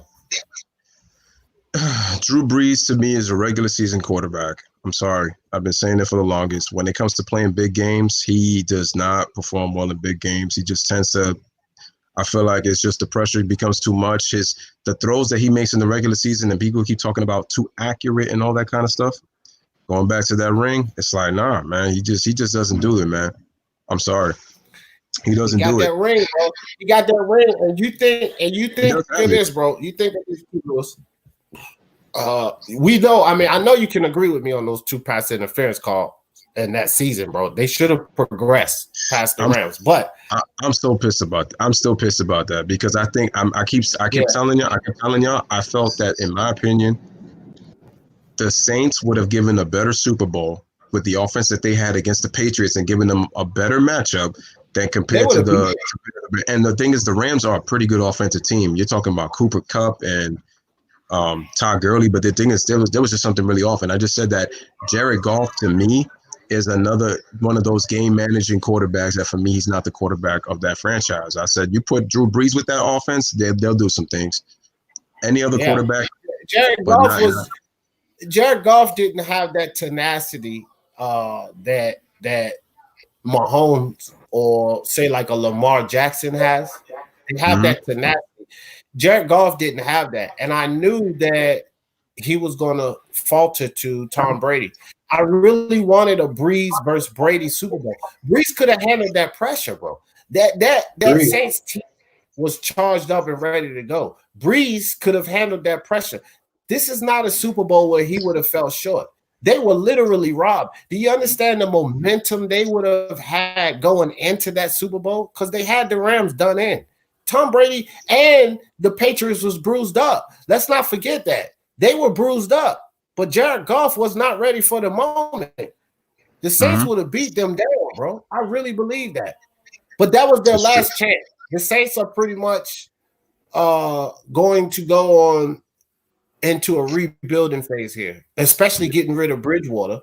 I think that they should have kept him. I think that he should have been the replacement for Breeze, to tell you the truth. But they're going into a replacement, a rebuilding phase here soon. I don't think that they're going to be a threat. So, they could possibly – that's the only team that could battle Tampa, in my opinion, next season for taking that division. But I wouldn't be surprised to see Tampa. I mean, just going back to where we started all this, I wouldn't be surprised to see Tampa Bay take that division, bro. Yeah, no, I wouldn't be surprised. I mean, you know what? Now that I think about it, with the Panthers going down, and like I said, the Falcons, they're not really a good team. They could take it. It's going to be between them and the Saints, and I wouldn't be surprised if the Saints take a step back. Honestly, to be honest with you, because I don't trust them in big games. So yeah, I mean, Tampa Bay definitely has a shot. They got a shot. I'm just saying. I'm looking at 9-7 for me, but they definitely got a shot. Jordan says the Saints defense was really good that year too. Yes, it was, Jordan. Yes, it was. The Saints defense was really good that year. I think, and as I said too, the Patriots was bruised up. So you're talking about a better defense on a bruised up offense. Like Jared Goff, if your quarterback and your coach, your head coach, those are the leaders by far, right? If your leader is not mentally ready to pull through, which it's only because of youth, it was new for him, then you ain't gonna make it, bro. And this is why they didn't make it. And that's what I'm saying about Drew Brees, bro. Experience is everything. He's already experienced the Super Bowl. He won a Super Bowl. He had the mental fortitude to challenge Brady. And with that defense and with the way they was playing, Michael Thomas, goddammit, man, it was over with. It was over. All right, so when they were talking about the Bucs, Jordan felt that it's going to be a 8-7. Chen Smoke said 8-8. He feels like the Bucs will go 8-8 with Brady. Somebody said 10-6. I was trying to see who said that. Saints defense was really good. Yeah, no, it really was that good. The Saints are taking that division. Don't be too sure.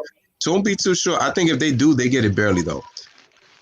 Kid Glory says it's not a guarantee they would have scored. Stop it. That Rams team deserved to win. They came back and beat this. Okay, listen, they had a chance. What they did was they robbed the Saints of a chance. And look, the Saints had that touchdown, but they got robbed, man. I'm telling you right now. You saying that because you trying to Glory. He kept before his boy Brady. I've always said this, bro.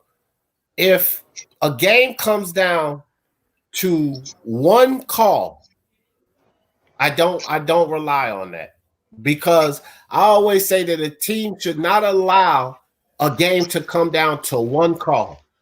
So I feel you in a way, but the reality is this game came down to 2 calls, bro.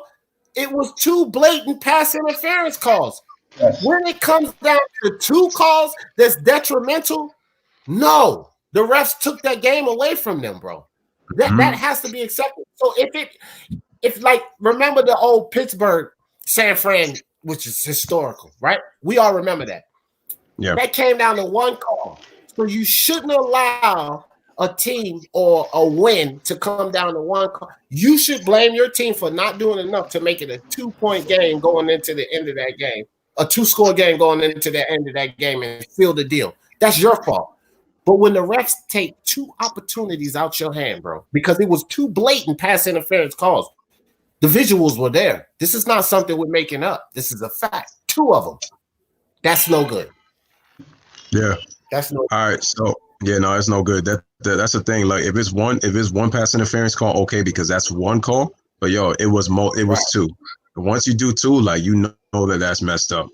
And now, don't get me wrong. The Rams, like I said, they were the more complete team on both sides of the ball. But I said that they had some issues that I was telling me that I said if they went to the Super Bowl, because I said Todd Gurley did not look right all postseason long. And I just said if they was to go against the Patriots and they can't run, I said he was hurt. I'm like, I said I already know that this it's already not gonna happen. Yeah. But I want to get onto this.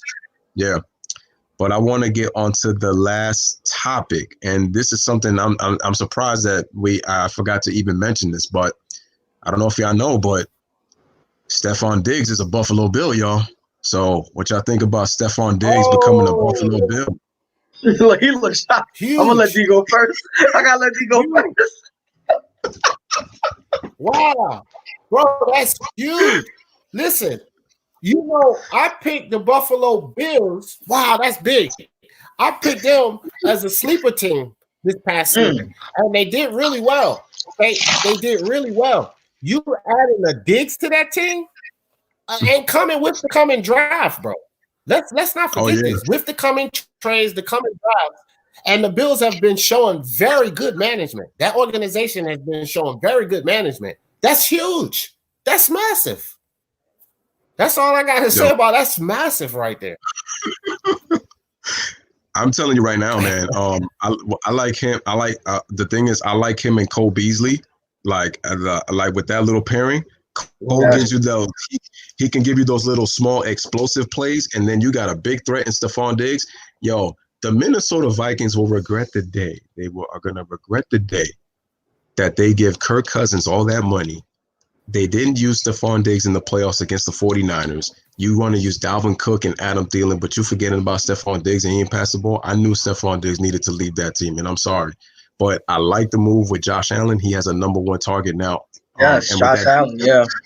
Josh Allen actually kicked my team's ass this season, which, you know, unfortunately, I'm a Broncos fan, unfortunately. But I actually went to that game and watched my team get the ass kicked. So, yeah.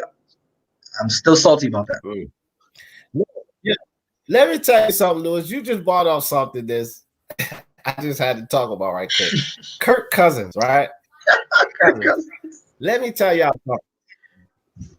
This man has got to be, and I don't know what the actual numbers are, but you guys think about this point real quick. Kirk Cousins has got to be one of the most fortunate quarterbacks in a long time in the NFL. Look at the 2 massive contracts he got without producing. The Redskins gave him a ton of money. Daniel Snyder, idiot. They gave him a ton of money. And then he goes to the Vikings and get a ton of. He had a damn thing. Unbelievable. For Cousins, bro. That man is paid and for sure. Oh yeah, man. I'm telling you, man. Crazy. Kirk Cousins. I kept telling people, this dude This dude is inconsistent. This dude is inconsistent. And I kept telling people that I told you that this guy. I said, with the weapons you have, you should be better than the way you've played. Come on now, and you getting all this money from the rest of the. I'm telling you, Daniel Snyder. Because I gave him the benefit of the doubt. I said that it was, of course, our offensive line, because it's been horrible for 20 years. I mean, we had a good shot, but they couple of Trey Johnson, couple of players got hurt. But anyhow, I said that Kirk Cousins, I gave him benefit of the doubt getting this to switch to the Vikings because the Redskins never gave him time to do anything. And he was terrific in Michigan. You know what I mean? Mm-hmm. He was terrific out there. So I gave him the benefit of the doubt. But he showed, because Minnesota had a decent line. They didn't have the greatest line, but they had a decent line. And he showed that he just couldn't produce. I mean, he showed us that. So hold on. King Glory. He Glory, salute, man. Salute, kid. What up, man? I had to get on and say some stuff, man. I've been listening to y'all talk, man, but we got some explaining to do, man. What? Tell me. Talk about it. I know you was doing something. Turn your volume up. Turn your volume up. Right? I'm gonna get you right.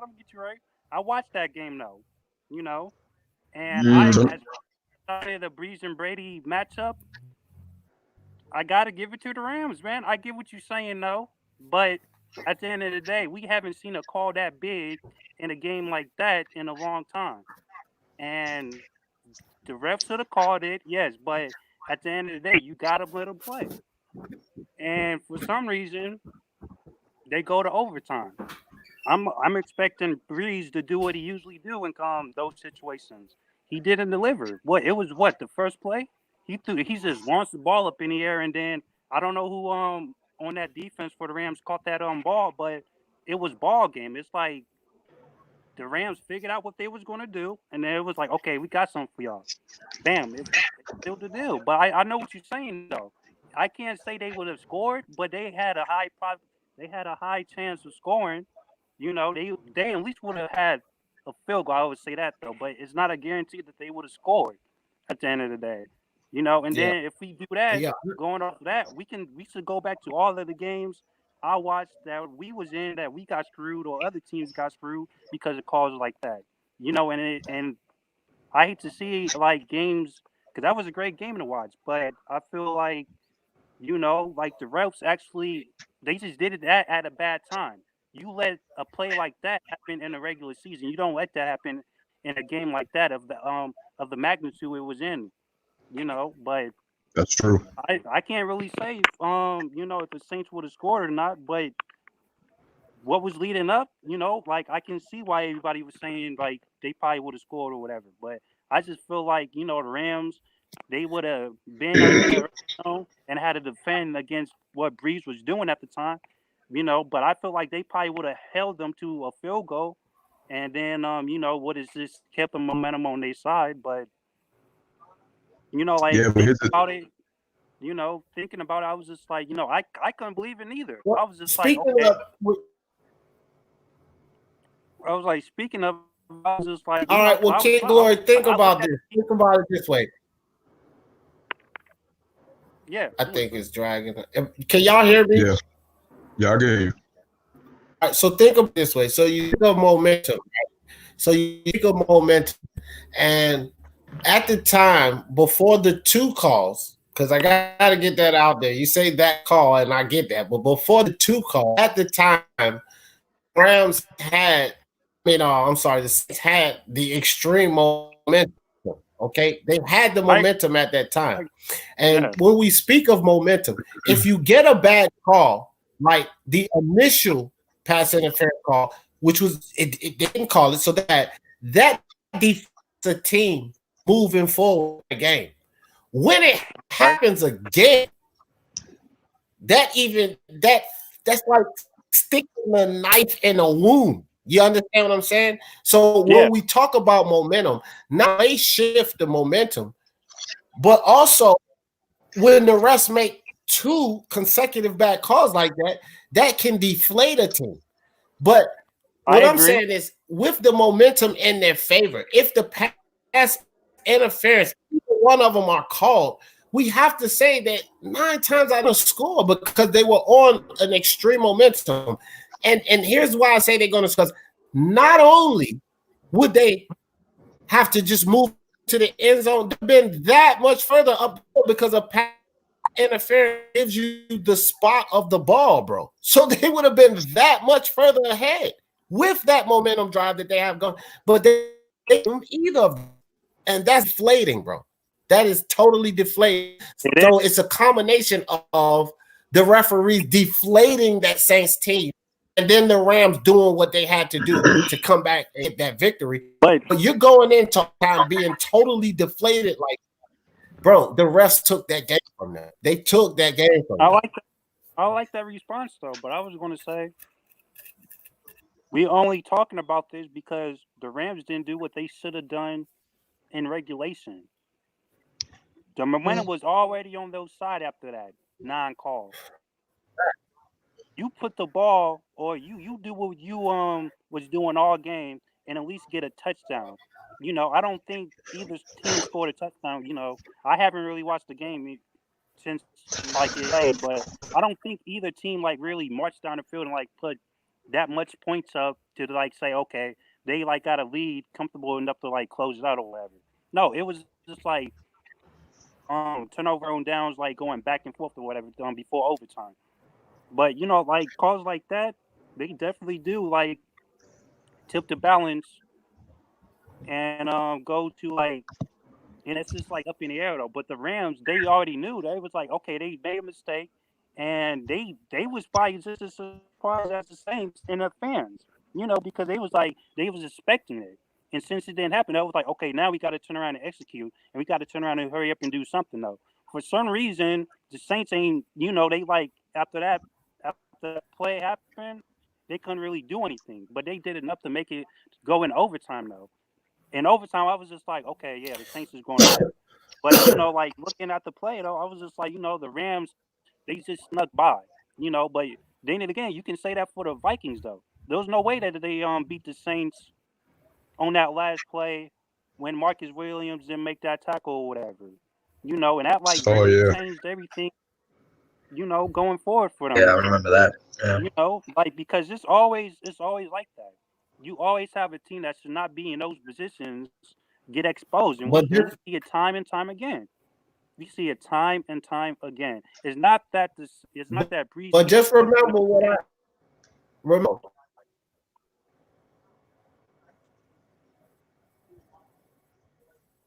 Yes, though. I agree with you when it comes down to one play or one call, like the Pete Carroll debacle, not giving it to beast mode, one call. But when you have 2 consecutive incidences like that, bro, that just strips you down. And that's the only difference here. We have had teams in the past that a game would rely on one call. And I'm with you 100% if it comes down to one call like that. Because you should have done enough. You should have closed out. You should have done what it took to get the job done. So, but when you have 2 consecutive calls like that, it totally deflates a team. And when you deflate a team like that going into overtime, both of these teams have to be charged going into overtime. But they totally deflated the Saints by doing that going into overtime. Yeah, it did. And that changed the whole complex of the game. They couldn't do it. You know what I mean? And I watched it, because that was, because Saints, the Rams that year, they got their straight from the mud. People were still sleeping on them, but this was a team that messed up Seattle twice or whatever that year or whatever. I know they beat up on Seattle first time around, and then they turned around and had another great matchup with them, and then that's when people were still sleeping on them. And then it was just okay, we got something for y'all. We're going to wake people up or whatever. But I was just Breeze, this is probably his chance to finally go back to the Super Bowl or whatever, because I campaigned for that. I was because I feel like we all deserve to see that, a Brady versus Breeze matchup in the Super Bowl, though. And those are the 2 best teams in the NFC that year, though. But it's just sad that, we're talking about a game of that caliber, because of a play like that, though. I feel like that really shouldn't happen. That really shouldn't happen to nobody, honestly, though. because we're going to be talking about that for many more years to come. Nah. I feel like I'm gonna put it like this though. Yeah. Like when Tony Romo threw that touchdown pass to Dez Bryant, and they said that he didn't catch it. I thought we would never stop talking about that because I watched that game too, though. I was just like, that took the momentum away because I saw it firsthand. I was like, yeah, the Cowboys is done.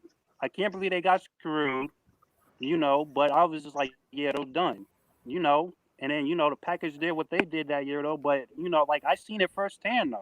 And I was just like, okay, this is how they do it, though. This is how the refs do it, though. They turn around in big games like that. They turn around and they make calls like that and stuff like that get us all talking about it because, they want to cover up the fact, because we don't know what a catch is, though, nowadays. We don't know what a actual hit is no more. So it's just sad that it had to come down to that, and like, because I still can't believe it though, and then like I turn around and see the Saints, the next season or whatever, play the Vikings or whatever. I'm like, yeah, they got it wrapped up, and then all of a sudden, Marcus Williams do whatever he try to play Madden on the field, and it cost them potentially winning the Super Bowl or whatever. I was just like, okay, like the Saints for some reason when they get in a big game, they turn around and have everything going for them, and then when they need to turn around and either put the dagger in the call, like put the dagger in, and like seal the deal, they always want to like have it, and like in a controversial way or whatever, and and get everybody talking or whatever. And I was just like, that's like it's taken away from like how good they could have been. They had a good season though, but it would have been better if they, because that was on their mind.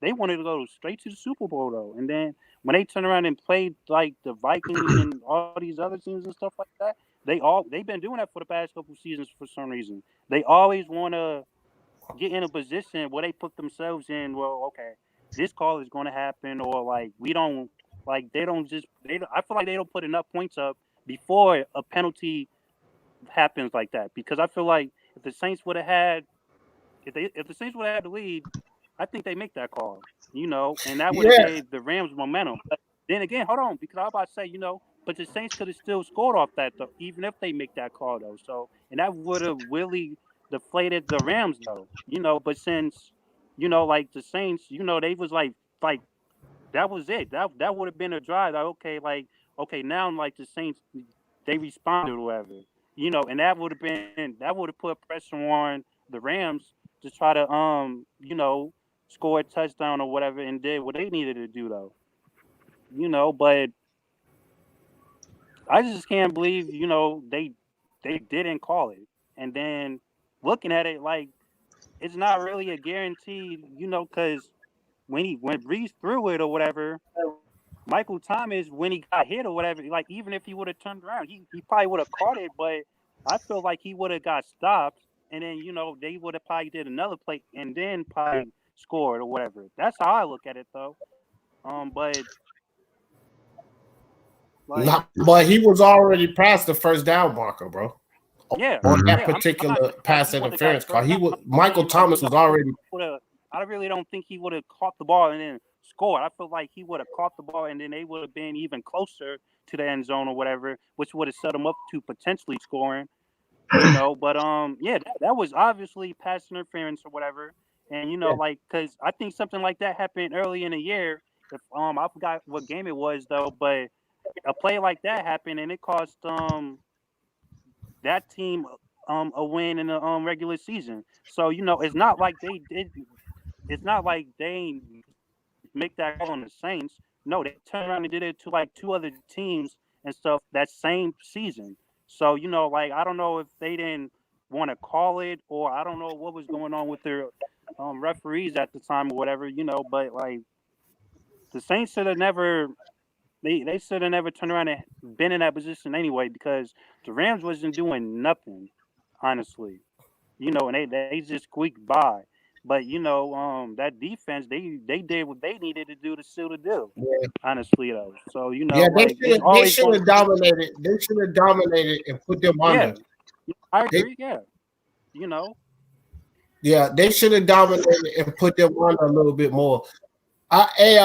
Watchful News said that he had 7 other quarterbacks. I'll tell you like this, Watchful News. You would have to dig a little bit to find 7. I could give you a couple more that actually made a lot of money and produced. You would really have to dig. Like, I'll give you one right now. Sam, it's another one. He got a big contract and he didn't really produce. So, but to say 7 more quarterbacks, no, you would have to really dig, and I would like to see your list as well. I see Louis told you to name them, and I didn't see another list out of these 7 quarterbacks. I'm sure you could find a few. Like I just gave you one, Sam Bradford, but I was just really making a point that Kirk Cousins got paid a whole lot of money.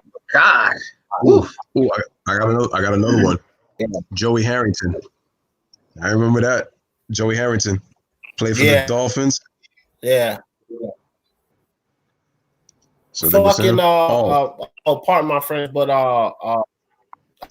Tim Tebow got a lot of money too. Didn't really produce too much, but I mean he did at first. I wouldn't say he did as much as Kirk Cousins or Sam Bradford or Harrington, but the same dude paid a little bit. The same dude that Skip continuously defends and talks about how he led this crazy comeback against the Pittsburgh Steelers in that wild card playoff game, and he played for your Broncos. Oh man, that's why Rio couldn't do nothing but laugh at that because he know Tim Tebow got paid a little bit. He got. That's cold, boy. Oh man.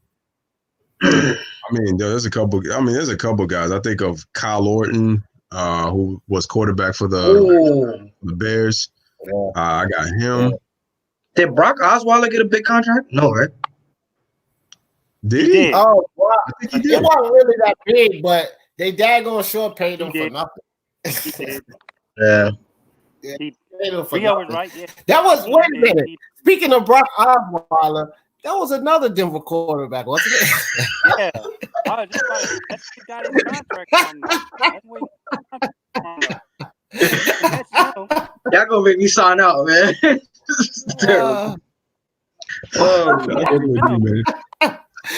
don't worry about it, bro. Don't worry. Rest is not Kirk Cousins. So we doofed up with Kirk Cousins. So don't worry about it, bro. Oh man, that's funny. Look, all right, the Giants hit big with Daniel Jones. Hey, but what do y'all think about the Cardinals next year? They're gonna be crazy to look at. They got a nice little team, but hold on. I mean, I think they'll improve, but I think the hype is a little, kind of too crazy. It's a Cleveland Browns all over again. Nope.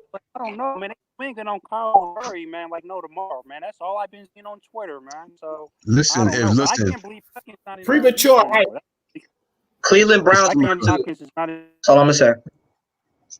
Listen. Tom Brady with the weapons that he's gonna have now. Listen, Mike Evans, Chris Goodwin, OJ Howard. Listen. He should have been in San Diego though. That would have been. I honestly thought he should have been with the Chargers just because of Austin Eckler, Keenan Allen, Melvin Gordon. But Melvin Gordon's issue was crazy. Yeah, but the problem is that the Chargers and Melvin Gordon, they had a contract issue, so he was holding out. So I was like, if they would have solved that contract issue from the beginning, he could have been there. And I'm like, yo, Brady, you got your running back. I'm like, yo, you got nice weapons on the outside. Oh, Hunter Henry too. I can't forget about him. So I'm like, yo, if you add that, I mean, that would have been nice, but it's not gonna happen. Yo, so guys, last topic of the day before I close out this stream, and then we're gonna come back for the basketball talk for the playoffs, and y'all make sure y'all come back for that. That's going to be at 9:20. So the CBA and the NFL decided to change the playoffs. So we have a new playoff format. So now they added two new teams. So it's no longer a 1 through 6 seed. So they added 2 more seeds. So now we have 8 seeds on both sides now. So it's no longer that. And so they added another round now. So now it's going to be so now we have 8 teams on both sides now playing for the NFL, and the 1 seeds get the bye. So I just want to know, what do y'all think about that new playoff format that the CBA decided to do? and getting that new CBA deal. So, what, Kid, we could start with you. What do you think about the 2 extra playoff teams now, 2 seeds for both conferences? What do you think, man?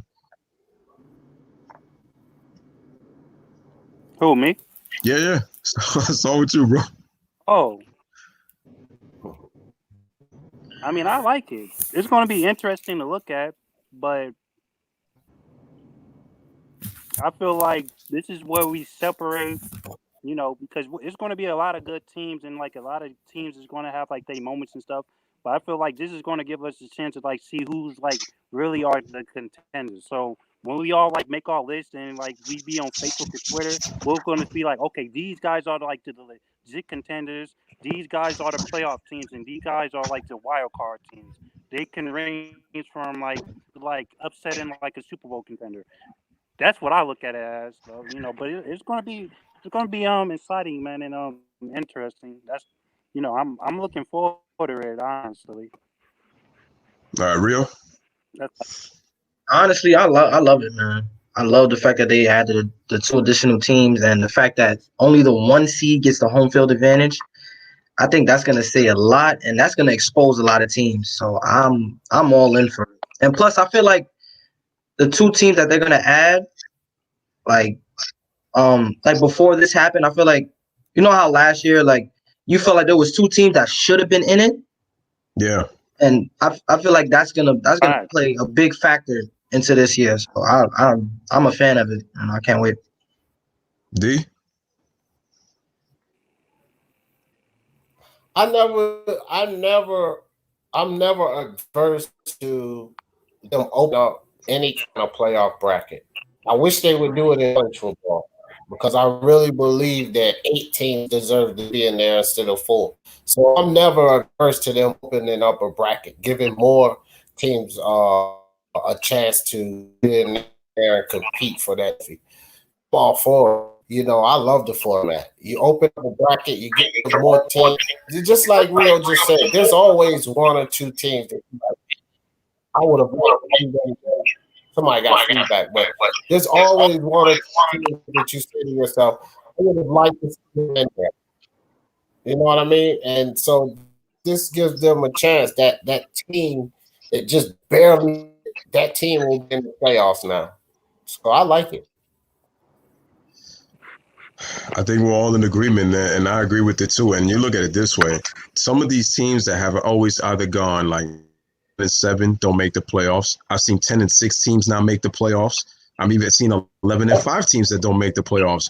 Yo, you add those 2 seeds, now it gets really interesting. It goes back to what Kid says. Now we really get to see who are the playoff teams, who are wildcard teams, who are pretenders, and who are actual contenders going for that Super Bowl. So we really get to see different types of teams, and I think it even brings even more excitement because I think it's like now it's like we're really gonna get to see like we might even see maybe 1, maybe even 2 Cinderella stories happen at one time because you might even get 2 unexpected teams that like what you're like well they don't got a chance and all of a sudden they make these magical runs to the Super Bowl, and I think it just creates more. It gives more storyline to the NFL when it comes to the playoffs, man. And like I said, now it's like a lot of these teams now have an opportunity. And like I said, now we don't have to see any more of these teams like, well, that team should have been in there. Look, they were 11-5. How they didn't get in? And it just plays with that whole division factor and, with these wild cards. But now that we have that, I think it's going to be great for the NFL. And I think it's going to be exciting for the fans, man. It gets me excited because I can't even wait because they also now have an 18-week, so now it's 17 games instead of 16. So they went, but that's not going to be implemented till next year. But I like the fact that they changed the format, man. It's like it reminds me kind of like what baseball first did when they used to just have only divisional play and only have the 2 best teams. Then they add the wild card, and once they added the wild card, all these teams began to like play harder, and then we got to see some new teams in the playoffs. And that's what I would like to see. We want to see some it'd be cool to see like some new blood like in the postseason instead of always seeing the same old teams just because of our narrative and who we want to see to win, man. I like this is what I appreciate about the NFL probably more than any other sport. You could even put this even with baseball too.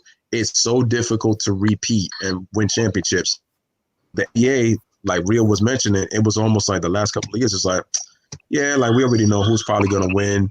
Like we want adversity, we want storylines, we want competition, we want parity. And that's what football is gonna get, and that's what football gives us.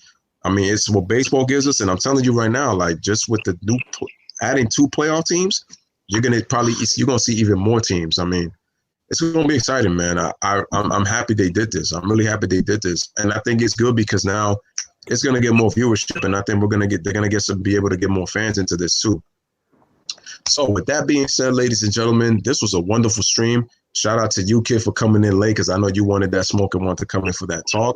Yo, yeah, it was good. Shout out to my main man, Thanks D, for the having Godfather. me. I'm gonna come in for the NBA stream though. I'm gonna be here for the NBA stream though. Oh, perfect. Yo, that joint's gonna be lit. I'm telling you, it's yeah, gonna you gotta be fire. Be here for that, man.